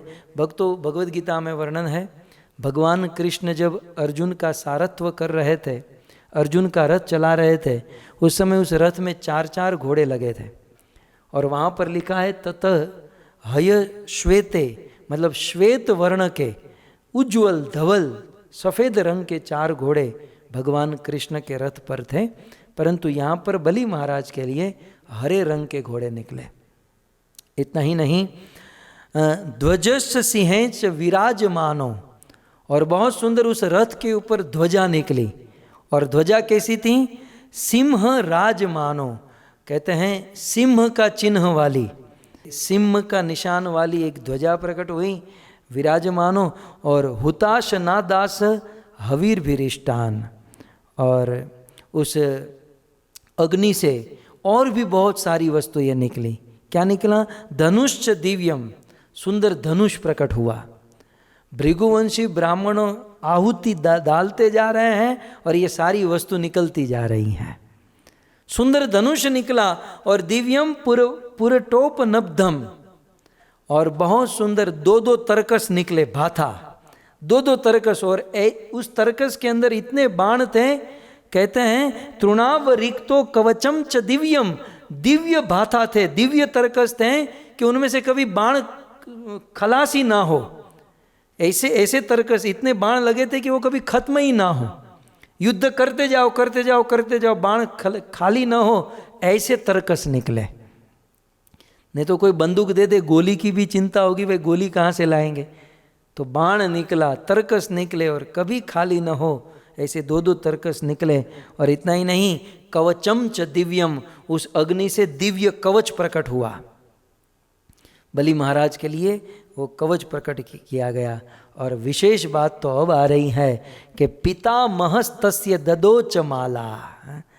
उस समय पितामह, बलि महाराज के पिता का नाम है विरोचन, और विरोचन के पिता का नाम है प्रहलाद महाराज। ये वो प्रहलाद महाराज है जिसके लिए नरसिम्हदेव भगवान प्रकट हुए थे, है ना। आप सब जानते हैं ना, हिरण्याकश्यपु के पुत्र, हिरण्याकश्यपु असुर था, और उस असुर के घर पर ये भक्त का जन्म हुआ प्रहलाद, और प्रहलाद ने विवाह किया, उसके पुत्र हुए विरोचन, और विरोचन के पुत्र हुए बलि महाराज। तो जब बलि महाराज के लिए इतनी सारी वस्तु निकल रही थी, तो प्रहलाद महाराज भी आखिर अपने परिवार का बंदा है। कितना भी बड़ा शुद्ध भक्त हो, जब परिवार की बात आती है तो थोड़ा सा सॉफ्ट कॉर्नर तो होता ही है। सो कहते हैं पितामहस्तस्य ददोच माला, प्रहलाद महाराज प्रकट हुए, और प्रहलाद महाराज ने बलि महाराज को विजयी माला पहनाई है, ददोच माला, माला प्रदान की। और कहते हैं वो माला कैसी थी? अम्लान पुष्पाम, ऐसी माला जो कभी म्लान न हो, ऐसी माला जो कभी सूखे नहीं। हम लोग फूलों की माला बनाते हैं, पहनाते हैं, 1-2 दिन में सूख जाती हैं, लेकिन कहते हैं अम्लान पुष्पाम, वैजयंती माला थी, और अम्लान जो म्लान नहीं हो सकती, जो सूख, उसके फूल सूखे नहीं, ऐसी सुंदर माला प्रहलाद महाराज ने विजयी माला पहनाई। और जलजम च शुक्रः, और शुक्राचार्य ने जलजम, जल माने पानी, जम माने जन्म, पानी में जिसका जन्म होता है उसे जलजम कहते हैं। और जलज माने शंख, जैसे शंख का जन्म पानी में होता है, इसलिए दैत्य गुरु शुक्राचार्य ने बलि महाराज को जलज शंख प्रदान किया। और अब भक्तों ये साधन सामग्री तो दे दी, लेकिन अब सबसे बड़ी वस्तु देने जा रहे हैं। भृगुवंशी ब्राह्मण सबसे बड़ी वस्तु देने जा रहे हैं। वो वस्तु क्या है? एवं स विप्रा जित योद्ध नार्थ, ये सारे विप्र, सारे ब्राह्मण, बलि महाराज युद्ध में विजयी हो जाए इसके लिए, एवं स विप्रा जित योद्धनार्थम, युद्ध में जीतने के लिए, स्ते कल्पित स्वस्तयनोथ विप्रान, ये सारे ब्राह्मण स्वस्ति वाचन करने लगे। सारे ब्राह्मण सुंदर मंत्रों का गान करने लगे। स्वस्ति वाचन अर्थात वैदिक मंत्रों के द्वारा अपने यजमान बलि महाराज को आशीर्वाद देने लगे। नारायण कवच का पाठ किए होंगे, नरसिंह कवच का पाठ किए होंगे, और भी अनेकों प्रकार के मंगलाचरण आदि किए होंगे। भक्तों यहाँ पर बहुत बड़ा सिद्धांत समझने लायक ये है, किसी व्यक्ति के पास रथ हो, धनुष हो, बाण हो, कवच हो, सारी साधन सामग्री हो, लेकिन वरिष्ठों के आशीर्वाद की अत्यंत आवश्यकता होती है। नहीं तो सारी साधन सामग्री होकर भी बंदा विजयी नहीं हो पाएगा यदि गुरुजनों के आशीर्वाद न हो। इसलिए यहाँ पर बहुत बड़ी बात है कि ये सारे भृगुवंशी ब्राह्मण स्वस्ति वाचन कर रहे हैं, मतलब अनेक शब्दों से आशीर्वाद दे रहे हैं। हमने देखा है हमारे देश में, खास करके गुजरात में, सभी कम्युनिटी में ये होगा, लेकिन हमने देखा है कि जब हम कोई वडीलों के पास जाते हैं तो वे बलैया लेते हैं, हमारे गुजराती में दुखना कहवाय, वो दुखना लेते हैं और फिर अपने शब्दों से कहते हैं कि दीकरा तारू सारू थाय, मंगल रहो, सुखी रहो। ये जो वरिष्ठ होते हैं उनकी नाभि से, उनके हृदय से ये शब्द निकलते हैं, और ये शब्द हमारे लिए बहुत बड़ा काम कर जाते हैं। सो जीवन में साधन सामग्री के ऊपर विश्वास कीजिएगा, लेकिन उससे भी बड़ा विश्वास वडीलों के आशीर्वाद के ऊपर कीजिएगा। और मैं तो इस पर बड़ी निष्ठा रखने वाला आदमी हूँ। दुनिया में आप कितनी भी साधन सामग्री एकत्रित कर लो, लेकिन माँ बाप का आशीर्वाद न हो तो जीवन में कभी सफल नहीं हो पाएंगे। संसार में कितनी भी बड़ी इंस्ट्रूमेंट हमारे पास हो, वस्तु ये हो, लेकिन गुरुजनों का आशीर्वाद न हो, साधु संतों का आशीर्वाद न हो, हम कभी विजयी नहीं हो पाएंगे। विजयी होना है आशीर्वाद। भृगुवंशी ब्राह्मण आशीर्वाद दे रहे हैं, सुंदर मंगल वचन बोल रहे हैं। और फिर क्या हुआ? प्रदक्षिणी कृतः प्रणाम। बलि महाराज उन ब्राह्मणों की परिक्रमा करने लगे, प्रदक्षिणी कृत्य। और इतना ही नहीं, कृतः प्रणाम, बलि महाराज ने प्रणाम किया और प्रहलाद मामंत्र नमश्चकार, और प्रहलाद महाराज जी से प्रणाम किया और अपने पितामह प्रहलाद महाराज से उन्होंने अनुमति ली। अब तो क्या था, सारे असुर जीवित हो चुके थे, इतना सुंदर युद्ध की सामग्री प्राप्त हो गई, अब इसमें नेक काम में देरी काहे की? बलि महाराज ने सोचा कि अब सब कुछ हो गया है तो अब देवता के ऊपर धावा बोल ही देते हैं, देवताओं के साथ युद्ध कर ही लेते हैं, क्योंकि शुभस्य शीघ्रम, नेक काम में देरी क्यों करें। तब बलि महाराज ने डिसीजन ले लिया कि अब देरी नहीं करनी, युद्ध करना है। सो युद्ध के लिए अब तैयार हो रहे हैं, वस्तु ये निकल चुकी हैं, अब उस वस्तुओं को पहन रहे हैं, युद्ध के लिए तैयार हो रहे हैं। कहते हैं यथा रुह्यम रथम दिव्यम। बलि महाराज रथ के ऊपर आरूढ़ हुए और भृगु दत्तम महारथ, जो भृगु ऋषि ब्राह्मणों ने जो रथ दिया था उसके ऊपर आरूढ़ हुए, और सुस्त्रग्ध धरोत असह्य धनवी खगी धृतशुधि वा। धनुष हाथ में लिए, तरकस कंधे पर पहने, कवच पहन लिए, और बहुत सुंदर उस रथ के ऊपर महाराज बलि महाराज खड़े हुए। हेमांग दलस सदबाहु स्फुरन अमर कुंडला। बलि महाराज को हाथों में बाजूबंद पहनाया गया, यहाँ पर और यहाँ पर, दोनों हाथों में बाजूबंद पहनाया गया। और स्फुरन मकर कुंडल, मछली के आकार वाले कानों में कुंडल पहनाया गया। इस प्रकार सभी प्रकार से शस्त्रों से सुसज्जित जब बलि महाराज हुए तो कैसे लग रहे थे? राज मतलब राज रहे थे, मतलब विराज रहे थे, सुशोभित हो रहे थे। रथम आरूढ़ो, रथ के ऊपर आरूढ़, धिष्णस्य इव हव्य राट। जैसे हवन कुंड में अग्नि प्रज्वलित होती है, प्रकाशित होती है, वैसे बलि महाराज उस रथ के ऊपर कोई अग्नि खड़ी हो, इस प्रकार से बलि महाराज की शोभा लग रही थी। अर्थात बलि महाराज का तेज अग्नि के समान प्रकाशमान हो रहा था। मुझे आपसे इतना ही कहना है कि ये तेज जो है ना, ये अपने मुख का तेज, अपने शरीर का तेज, हमारे जीवन का तेज साधु संतों की सेवा करने से बढ़ता है, तपस्या करने से बढ़ता है। नहीं तो ये असुर है, ये बलि महाराज असुर है, लेकिन भृगुवंशी ब्राह्मणों की सेवा की, उनका तेज बढ़ गया। सो तपस्या से तेज बढ़ता है, सेवा से तेज बढ़ता है। तो बलि महाराज, अब सुखदेव जी कहते हैं कि बलि अकेले नहीं, एक बलि नहीं था, उसकी सेना में जितने भी योद्धा थे सभी बलि महाराज जैसे शक्तिशाली थे। इसलिए वे कहते हैं तुल्य ऐश्वर्य बलह श्री भी। तुल्य ऐश्वर्य मतलब बलि के तुल्य ही, बलि महाराज जैसे ही ऐश्वर्य, बल, श्री, बुद्धि, बल, सब कुछ बलि महाराज जैसा था। स्वयुद्ध पे, दैत्य युद्ध पे, ये सारे दैत्य अपने जैसे ही बलि महाराज ने टीम बनाई थी। जैसे हम कहते हैं ना, सिकंदर की सेना में जितने भी लोग थे सब सिकंदर जैसे ही बलवान थे।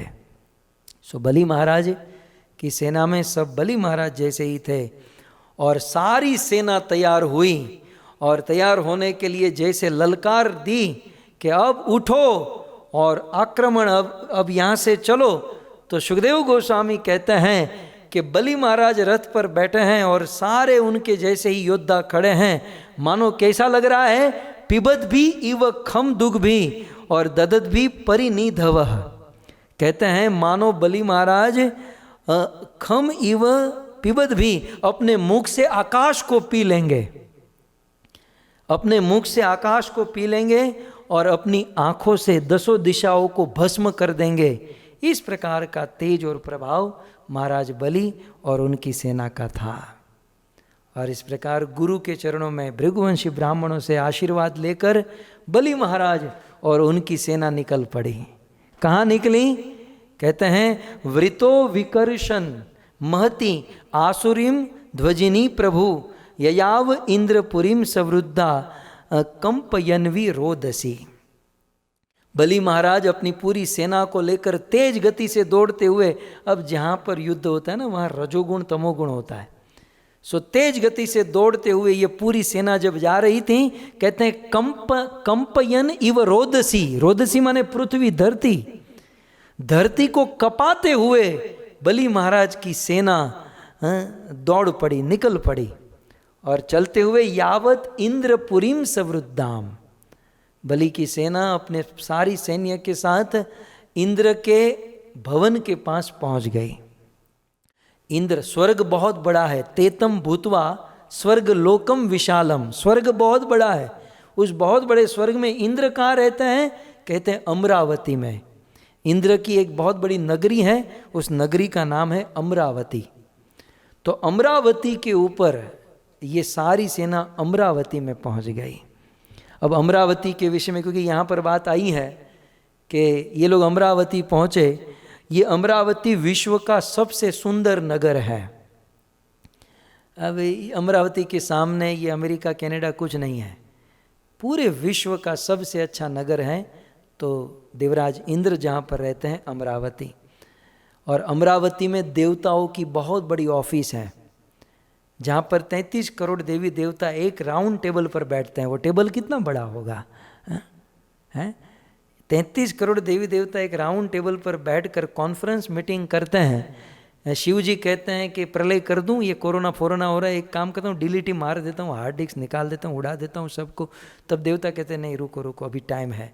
इंद्र कहते हैं बारिश कब शुरू, नल कब खोलना है भाई, बारिश का नल कब खोलना है? तो जून जुलाई, जून ठीक रहेगा, 5 जून 10 जून ठीक रहेगा। तो वरुण देवता कहता है कि भाई समुद्र सीमा में रखना है कि सुनामी लानी है। तो इस प्रकार का एजेंडा होता होगा देवताओं का।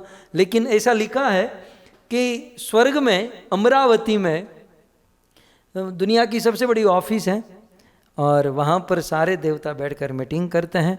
पूरी सृष्टि चलाने के लिए मीटिंग होती है और ये सारे देवता भोगों में पड़े हुए थे और असुर लोग यज्ञ करके शक्तिशाली होकर, तेजस्वी होकर देवताओं के पास आ चुके थे। बार बार इस प्रसंग में ऐसा कहा जा रहा है कि तपस्या करने से, असुर होकर भी तपस्या किए तो उनका तेज बढ़ा, उनका बल बढ़ा और वे लोग अभी देवताओं को हरा भी देंगे, असुर होकर भी, और देवता होकर हार जाएंगे क्योंकि देवता भोगों में फंस गए। भक्तों, सिद्धांत ये है कि व्यक्ति यदि भोगों में फंस जाएगा तो जीवन में जो बाजी जीता है वो भी हार जाएगा।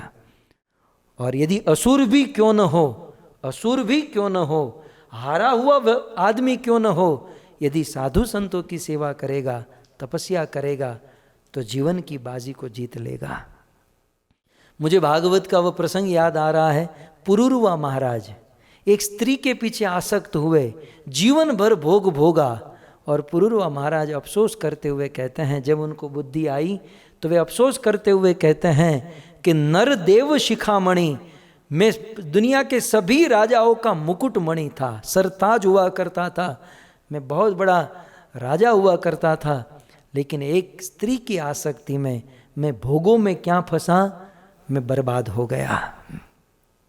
भर्तृहरि जी ने लिखा है, हमारे देश के संत बड़े विरक्त हुए भर्तृहरि जी, उन्होंने एक वैराग्य शतक ग्रंथ ही लिखा। उसमें वे लिखते हैं, भोगान भोगता वही मैं व भोगता। मैं सोच रहा था कि मैं भोगों को भोगत रहा हूँ, लेकिन मैं गलत था। आज मुझे पता चला कि मैंने भोगों को नहीं भोगता, भोगों ने मुझे ही भोग लिया।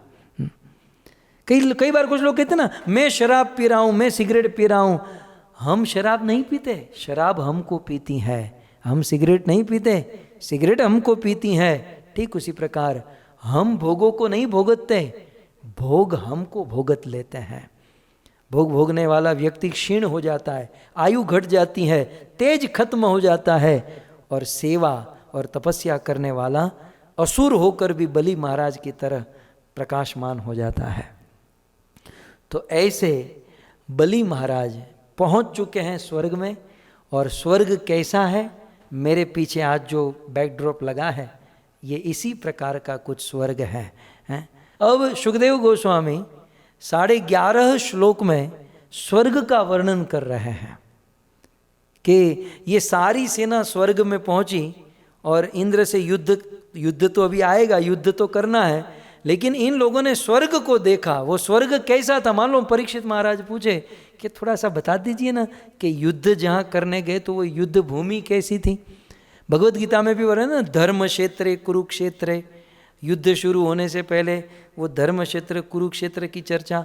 तो देव दानों में युद्ध होने वाला है, तो स्वर्ग में युद्ध होगा, तो वो स्वर्ग कैसा है? 11 श्लोक में क्या कह रहे हैं, कैसा है स्वर्ग?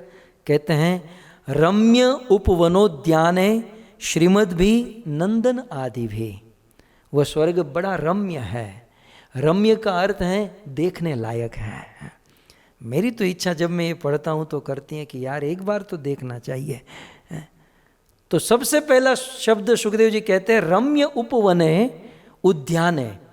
स्वर्ग जो है बहुत रम्य है। रम्य माने देखने लायक, जाने लायक।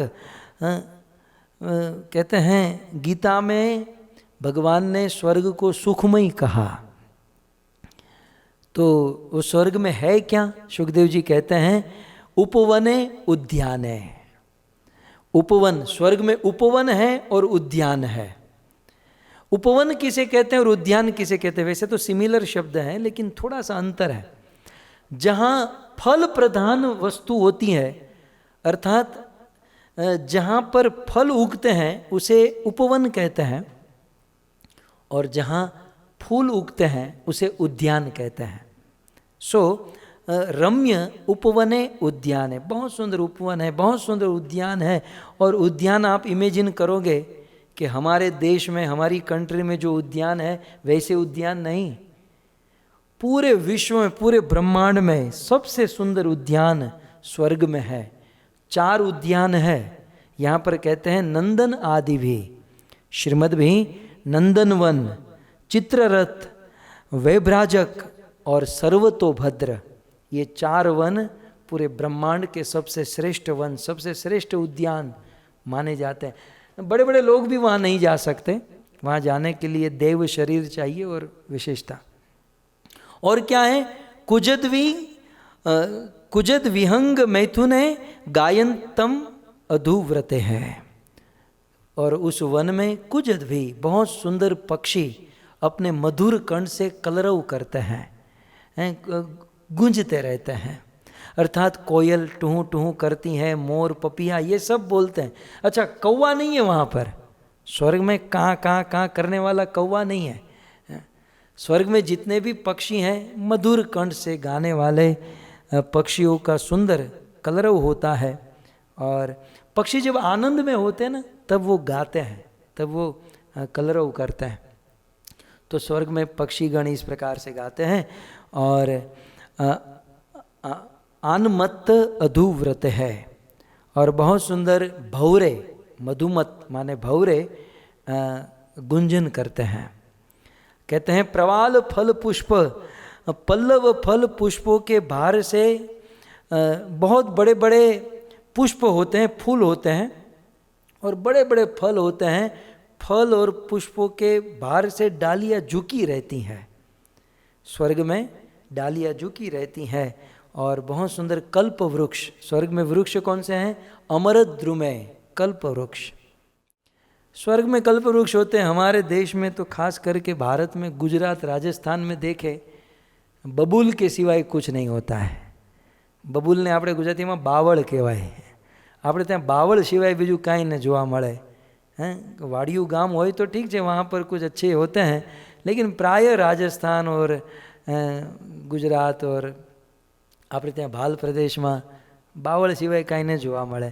लेकिन स्वर्ग में कल्प वृक्ष होता है, अमर वृक्ष होता है, हंस सारस चकोर ये सारे पक्षी वहाँ पर सुंदर विचरण करते हैं।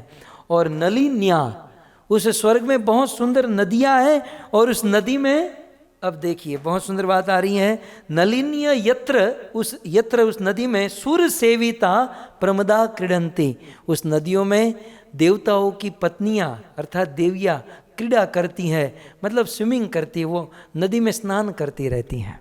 तो चंद्रिका बेन, मित्तल माता जी, તમે જો કદાચ સ્વર્ગમાં જાઓ તો ત્યાં આપણે કંઈ નથી જોબ કરવાની, નથી આપણે રાંધવાનું, बस स्वर्ग में देवियाँ केवल स्विमिंग करती हैं, बस और कुछ नहीं। सुखदेव गोस्वामी यही कहना चाहते हैं, स्वर्ग में कोई काम नहीं है, बस बहुत सुंदर सुंदर नलिनिया माने सरोवर हैं, उसमें पड़े रहो। तो स्विमिंग यहाँ से सीख लीजिएगा, फिर वहाँ पर ट्रेनिंग मिले ना मिले।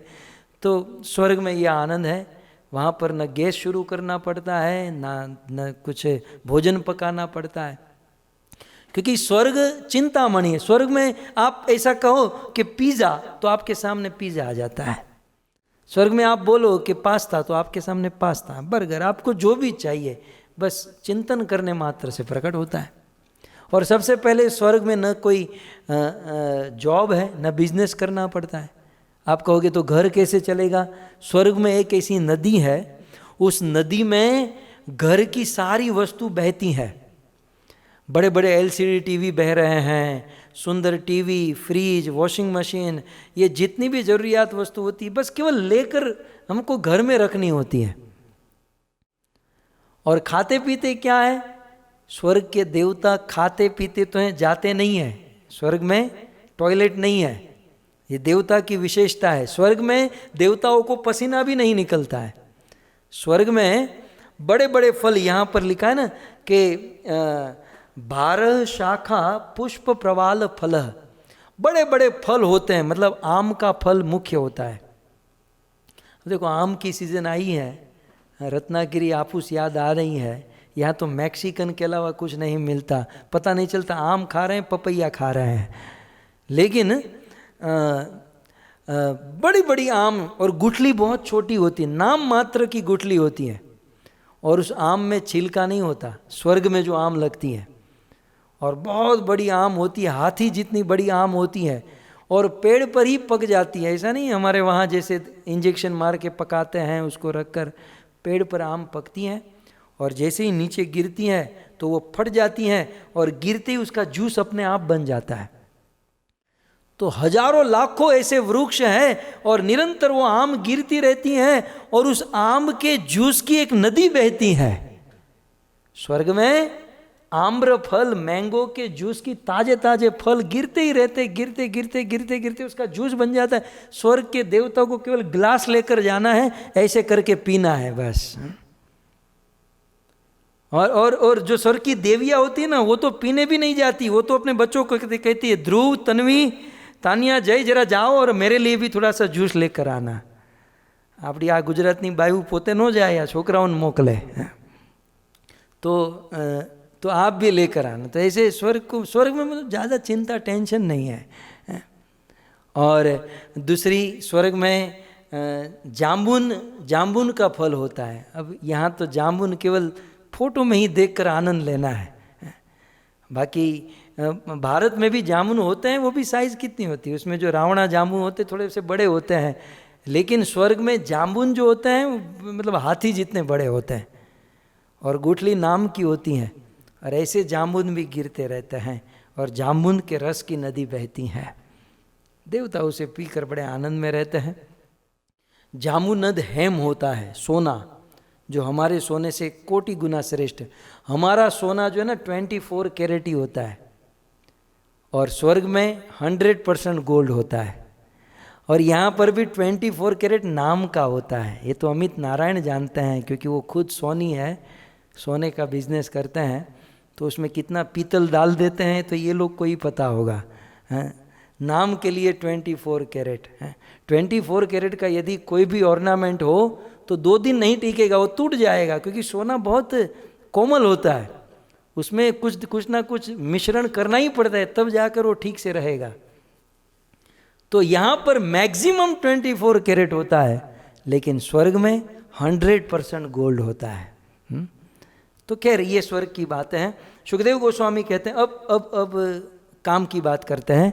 सुखदेव गोस्वामी आगे कहते हैं कि सुर सेविता, अब देवियाँ तो केवल स्विमिंग करती रहती हैं, अच्छे कपड़े पहनकर स्विमिंग में। आम भैंस केम पाણીમાં પડી હોય આપણે ગામડા ગામમાં ભેંસ આમ કેમ પાણીમાં જ પડી હોય, એમાં દેવીઓ પાણીમાં જ પડી હોય।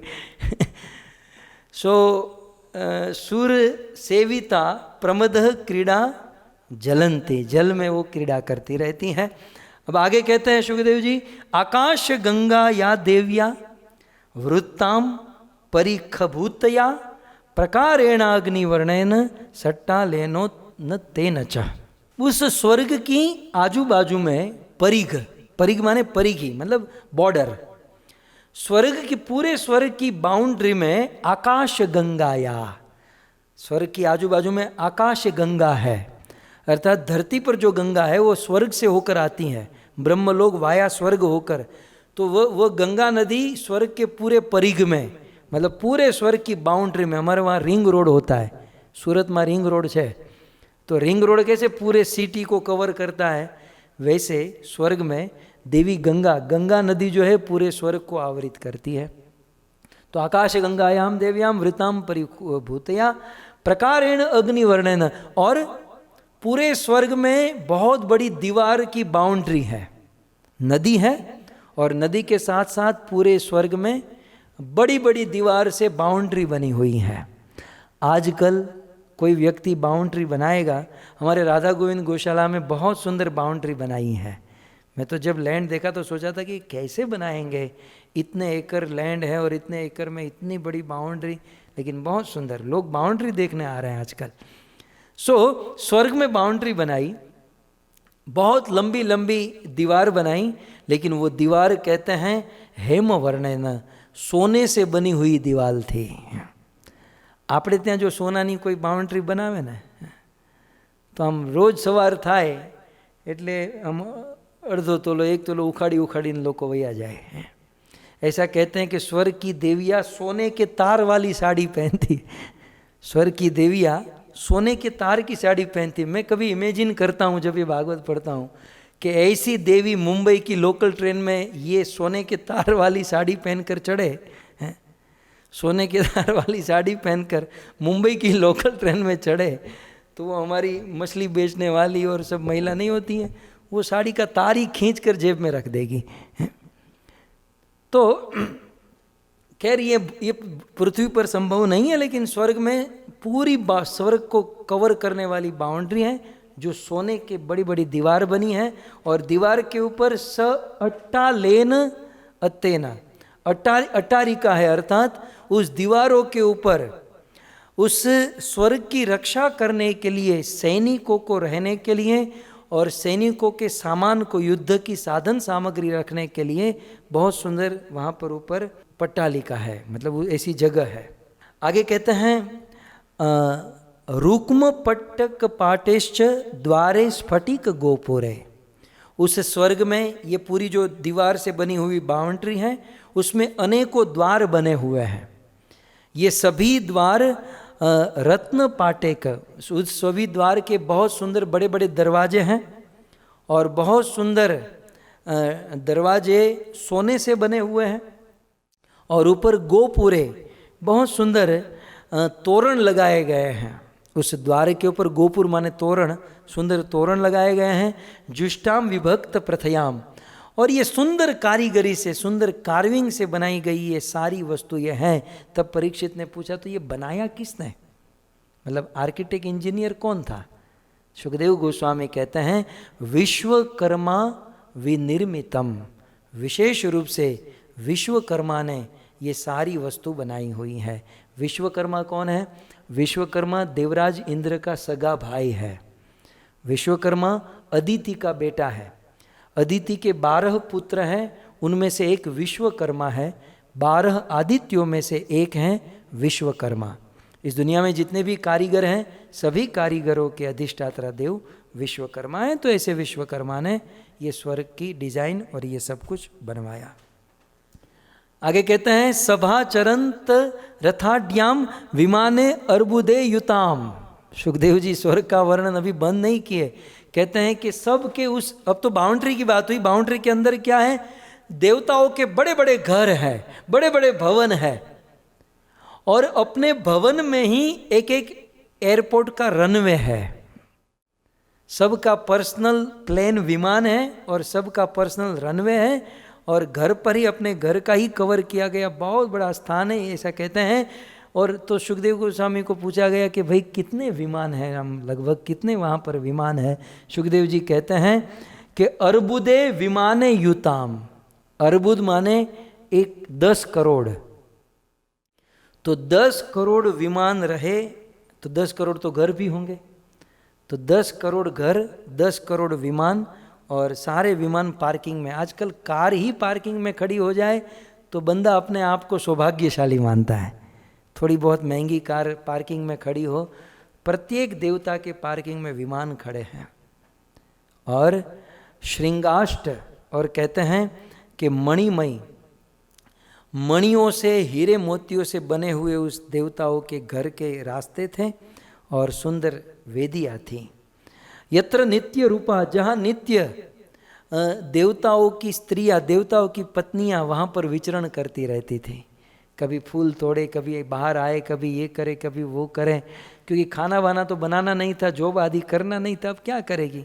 स्विमिंग करेगी। आम आखो दिवस तो पाણીમાં ન પડ્યું રહેવાય, નહીં તો શરદી થઈ જાય। મુલાયમ તબિયત હોય, આમ કોમળ તબિયત હોય અને પાણીમાં પડ્યા રહે તો શરદી, એટલે वहाँ पर ऐसे घूमना पड़ता है। तो देवियाँ घूमती हैं। तो ये परीक्षित महाराज ने पूछा। अब परीक्षित महाराज को भी न जाने क्या सूझ रहा है। अब वो 2 दिन में मरने वाले हैं, तो 2 दिन में परीक्षित महाराज मरने वाले, तो परीक्षित महाराज प्रश्न पूछते हैं वो देवियाँ की उम्र क्या होती है, वो जो वहाँ पर जो विचरण करती हैं देवियाँ, वो उसकी उम्र क्या होती है। तो सुखदेव गोस्वामी कहते हैं परीक्षित यत्र नित्य वयो रूपा, वो बहुत जवान स्त्रियाँ होती हैं, लेकिन एग्जैक्ट उम्र क्या है, बोले श्यामा, वो उसकी उम्र है श्यामा। श्यामा का अर्थ होता है स्वीट 16, श्यामा माने स्वीट 16। देवताओं की पत्नी 16 साल की ही होती हैं, और देवता भी लगभग 18-20 साल के होते हैं। वहाँ कोई बूढ़ा नहीं होता, स्वर्ग में कोई बूढ़ा नहीं होता, वहाँ पर सब लोग जवान ही जीते हैं, जवान ही मरते हैं। जैसे ही पुण्य क्षीण होते हैं वहाँ से निकलना, लेकिन वहाँ बूढ़ा नहीं होता। लेकिन एक बहुत सुंदर बात बताई जो हमको समझने जैसी है, ये व्यवस्था होती तो मैं आपको दिखाता, लेकिन समय नहीं है। कहते हैं यत्र नित्य वयोरूपा श्यामा, वो 16 साल की युवती ऐसे लगती हैं देवताओं की पत्नियां। लेकिन एक बात मुझे अच्छी लगी, कहते हैं विरज वासस, लेकिन देवताओं की पत्नियां जो वस्त्र पहनती थी वो बहुत मर्यादा पूर्ण पहनती थी। कैसे वस्त्र थे, विरज वासस, उनके वास, उनके वस्त्र पूर्ण मर्यादा से युक्त। भक्तों, हमारे देश में, हमारी दुनिया में भी लोग फैशन करते हैं, शौक होते हैं, आनंद करते हैं, लेकिन देवताओं का जो आनंद है ना, वो मर्यादा में है। हमारे में और देवताओं में इतना ही अंतर है कि वो मर्यादा में रहकर आनंद लेते हैं। प्रसन्न रहना, आनंद, सुख भोगतना, ये सबका अधिकार है। रात दिन रोते रहना ये कोई अच्छी बात नहीं है, लेकिन आनंद करो मर्यादा में रहकर। सुवासस, इससे प्रतीत होता है, आचार्यों ने बहुत सुंदर कहा कि देवताओं की पत्नियां साड़ियाँ पहनती थी, साड़ी पहनती थी, फुल स्लीव ब्लाउज और साड़ी पहनती थी। ऐसे वस्त्र के एक अंग भी किसी व्यक्ति को दिखाई न दे, बिल्कुल मर्यादापूर्ण। और आजकल स्त्रियों के वस्त्र इतने बिगड़ चुके हैं, आजकल की स्टाइल इतनी बिगड़ चुकी, बड़े दुख के साथ कहना पड़ता है।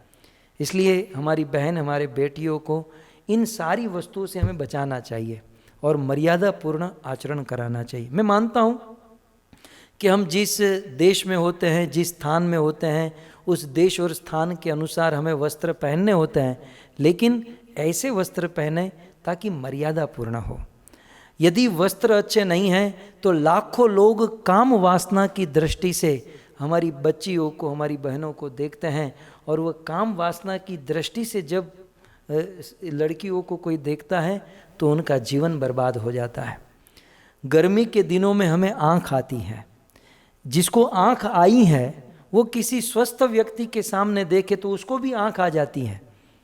तो जब कोई व्यक्ति काम वासना की दृष्टि से देखे तो देखने वाले के अंदर में काम वासना क्यों नहीं आएगी, अवश्य आएगी।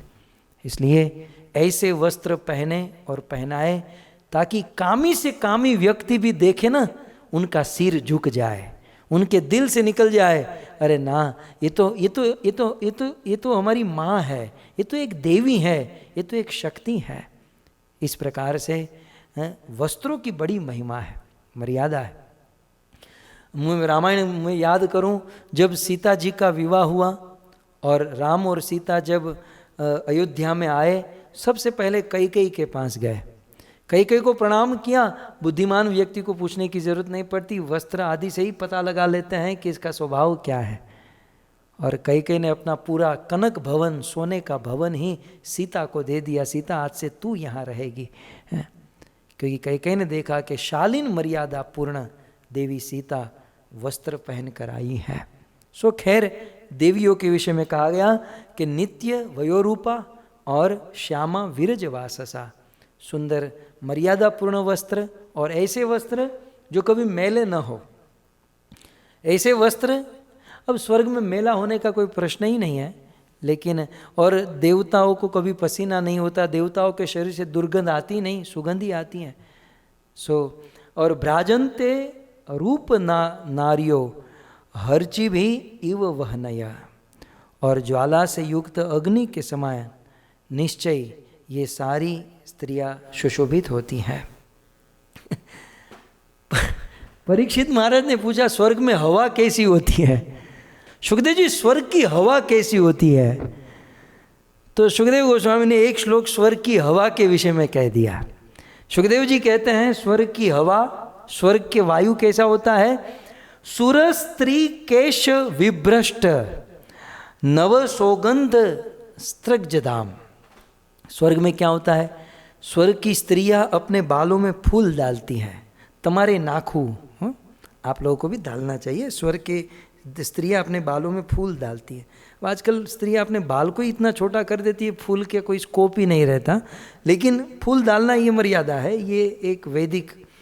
तो स्वर्ग की स्त्रियां बालों में फूल डालती हैं, फूल की बहुत सुंदर सुगंध होती हैं और स्वर्ग में मंद मंद हवा बहती हैं। हवा के कारण वो बाल खुल जाते हैं और बारंबार उसे बांधना पड़ता है और वो फूल धीरे धीरे गिरते रहते हैं और गिरने के कारण उस फूल से निकली हुई सुगंध उस हवा में मिल जाती है और शीतल मंद और सुगंधित हवा स्वर्ग में चारों ओर बहती है।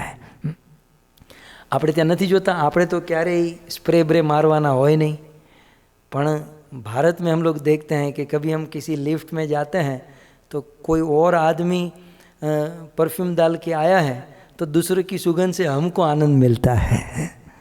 फ्लाइट में भी ऐसा कोई सुगंध वाला मिल जाए तो अपना सौभाग्य मानते हैं कि चलो 15-20 घंटा सुगंध आएगी। और कुछ लोग तो इतने दुर्गंध मारते हैं, इतने बदबू, खैर ये फिर कभी। तो देवताओं के लोक में स्त्रिया के बालों से ये निकलता है और सुगंधित हवा। और यत्र मोदम उपादाय मार्ग आवाति मारुत, ये हवा सुगंध को लेकर बहती है। हेम जालक्षी निर्गश्च धूमो अग्नुरुगंधिना। अब देखिए, आप लोगों के जैसे भारत में भी होता है, अमेरिका में भी हमने देखा है। अमेरिका में धूल अंदर न आ जाए इसलिए जो विंडो होती हैं तो विंडो में एक नेट, एक जाली होती है। भारत में स्पेशल मच्छर से बचने के लिए जाली होती है, क्योंकि भारत में मच्छरों का बड़ा त्रास होता है। तो आपको आइडिया होगा कि खिड़कियों में एक नेट वाली एक खिड़की होती है। स्वर्ग में सभी देवी देवताओं के घर पर ये नेट लगी हुई हैं, लेकिन सुखदेव जी कहते हैं हेम जाला, वो नेट जो है प्लास्टिक की नहीं है, हेम माने सोने की बनी हुई है। और ये लोग अपने घर पर अगरबत्ती जलाते हैं, बहुत सुंदर है। इतनी अगरबत्ती जलाते हैं, इतनी अगरबत्ती जलाते हैं कि अगरबत्ती का धुआं ही रास्ते को ढक देता है।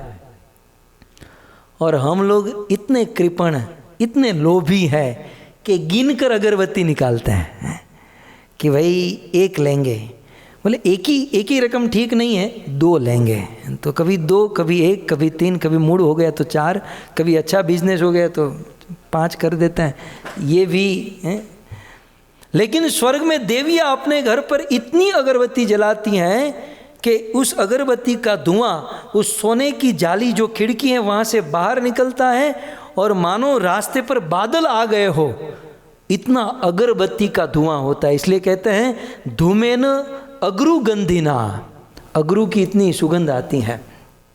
और पांडुरेण प्रति छन्न मार्गे यान्ति सुरप्रिया, उस अगरबत्ती की धुएं से ही मार्ग विच्छन्न हो जाते हैं, छन्न हो जाते हैं और उस मार्ग पे देवियाँ चलती है मानो बादल पर चल रही हैं।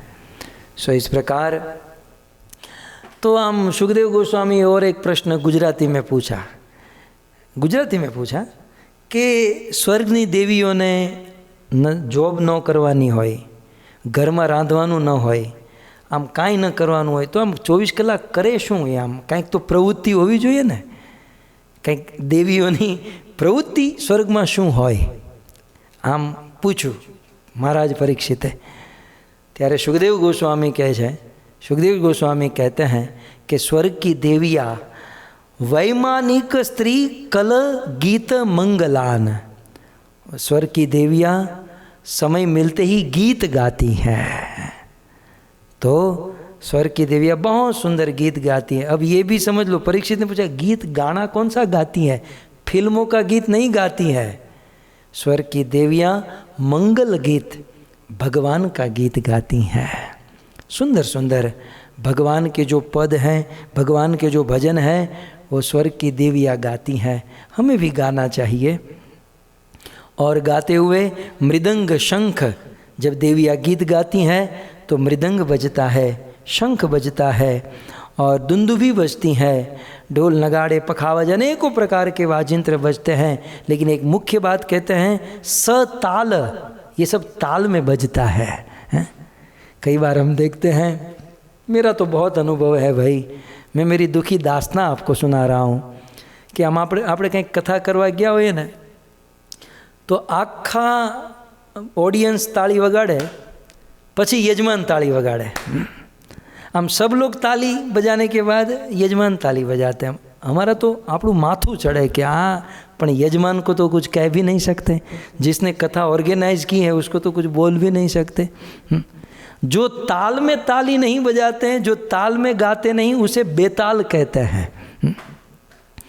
और ऐसे बेतालों की तो कभी कथा भी नहीं लेनी चाहिए, नहीं तो माथा दुखेगा आपको। तो इसलिए यहाँ पर कहते हैं सताल, ताल के साथ। मैं देख रहा हूँ 2 दिन से हमारे नीलेश भाई, संजय भाई, चंद्रिका माता, मित्तल माता, ये सब लोग ताल के साथ नाच रहे हैं। आ लोग नाचता क्यों? आ लोग खाली बेचता नहीं आवड़तू, नाचता आवड़े। गोविंद टीवी तमे आ लोग पर कैमेरो राखजो। आ माताओं बहुत जीवरा है आ घर में, तो ये लोग बहुत अच्छे से नाचते हैं। तो बहुत सुंदर यहाँ पर सताल वीणा जुष्टे भी, और आगे बहुत सुंदर कहते हैं नृत्य। ये स्वर्ग की देवियाँ गाती हैं और गाने के साथ साथ नाचती भी हैं। और कैसा नाचती हैं? तो कहते हैं नृत्य स्वादे पदे गीते, गीत का जो पद है वो पद के अनुसार भाव भंगिमा में नाचती हैं। भक्तों, आज मैं कुछ आपसे करवाना कहना चाहता हूँ, आज मैं आप लोगों से कुछ मांगना चाहता हूँ। देखिए, प्राय हम लोग नाचते हैं, नाचना बहुत अच्छी बात है, नाचना चाहिए, लेकिन हम लोग केवल एक ही नाच जानते हैं, पाँव को यहाँ से यहाँ हिलाना, यहाँ से यहाँ हिलाना, और ज़्यादा करेंगे तो भांगड़ा कर लेंगे, और कुछ हम लोग नहीं जानते। भक्तों, भगवान के लिए नाचना चाहिए, नृत्य से भगवान प्रसन्न होते हैं, और नाच जो है भाव भंगिमा में होना चाहिए। तो आज मैं लाल गोविंदास, मैं आपसे इच्छा करता हूँ कि अमृत चर्चा, इस कथा के बाद हम सब लोग नाचते हैं तो हम लोग भाव भंगिमा में नाचेंगे। आप लोग कभी ब्रज वृंदावन में गए हैं? वृंदावन के ब्रजवासी कितना सुंदर भाव भंगिमा में नाच, हालांकि मुझे भी नाचना नहीं आता है, लेकिन मैं इच्छा करूँगा अमित नारायण से कि आप ढूंढो कि हमारे इस ऑनलाइन में जितने भी लोग आते हैं उनमें से कोई भाव भंगिमा में नाचने वाला कोई जानता हो। रंगभूषण प्रभु है, शायद वो जानते हैं। तो अब हम क्या करेंगे, अमित नारायण प्रभु आप ध्यान से सुनो, अब हम क्या करेंगे, आप पहले से ही फिक्स कर देना, और बाद में जब कीर्तन होगा तो जो भाव भंगिमा में नाचता होगा वो हम सबको फॉलो करवाएगा। वो जैसे नाचेगा हम लोग उसकी तरह नाचने का प्रयास करेंगे। रोज़ नया नया स्टेप लेकर आना है। देखिए, कथा तो हमको सुननी है, भक्ति भी हमको सीखनी है। इस प्रोग्राम के माध्यम से मैं चाहता हूँ नाचना भी हम लोग सीखें, हम लोग नाचना भी सीखें। और जो लोग नाचना जानते हैं, अमित नारायण को कांटेक्ट कीजिएगा, और अमित नारायण आप सबका लिस्ट बनाइएगा, और जैसे वो नाचेंगे, जैसे वो लीड करेंगे, वैसे हम सब लोग लीड करेंगे। और सारी भाव भंगिमा के साथ, जैसे हमारे ब्रज में नाचते हैं, कभी कभी गरबा भी ले लीजिएगा, हम लोग गरबा भी यहाँ पर गाएंगे, लेकिन भाव भंगिमा में नृत्य होना चाहिए। केवल भांगड़ा नहीं होना चाहिए, केवल पाँव ये करना, ये तो बहुत हो गया। अब कुछ और आगे बढ़ेंगे, क्योंकि आप जानते हैं कि भजन करने के बाद आप वैकुंठ जाएंगे, जिसे हम वैकुंठ कहते हैं, अक्षरधाम कहते हैं, या गोलोक वृंदावन कहते हैं, साकेत धाम कहते हैं। वहाँ पर एक ही काम है, कथा गानम नाट्यम गमनपि। सो भगवान के धाम में कथा सुननी है, गाना है, नाचना है, तो फिर यहीं से शुरू क्यों ना करें, और ऐसा नाचें कि ताकि भगवान प्रसन्न हो जाए। तो छोटा बड़ा बूढ़ा जो है सब लोग भाव भंगिमा में नृत्य करेंगे। और एक भक्त यहाँ पर गोविंद टीवी भी उस पर ये करेंगे, पिन करेंगे, और उसको देखकर हम सब लोग, मैं भी थोड़ा सा प्रयास करूँगा, हम सब लोग उसी प्रकार से नाचेंगे। सो यहाँ पर लिखा है कि देवियाँ, स्वर्ग की देवियाँ मनोरम गीत गाती हैं और सुंदर भाव भंगिमा में नृत्य करती हैं। अब अंत में मानो महाराज परीक्षित पूछे कि भाई ये स्वर्ग तो बहुत अच्छा है, तो ये स्वर्ग में कौन जा सकता है यार, जाने जैसा तो है। तो कृपया करके ये बताइए कि स्वर्ग में कौन जा सकता है और कौन नहीं जा सकता है। जब परीक्षित महाराज ने पूछा कि ऐसे स्वर्ग में कौन जा सकता है कौन नहीं जा सकता है, यदि ये जानना है तो कल शाम को 7:30 बजे और भारत के सुबह 5 बजे आप सब लोग आ जाइएगा। इस कथा को हम आगे बढ़ाएंगे। सो आप सभी भक्तों ने बड़े भाव से धैर्य से ये कथा सुनी, आप सभी भक्तों का धन्यवाद। और विशेष अमृत भाई, जीवी माता का ये परिवार, नीलेश भाई, चंद्रिका बहन, संजय भाई, मित्तल माता और उनके पूरा बाल बच्चे, सभी भक्तों को हम हृदय से आभार और धन्यवाद करते हैं। ग्रंथराज श्रीमद् भागवतम महापुराण के, शिल प्रभुपाद के, निताई गौर प्रेमानंद।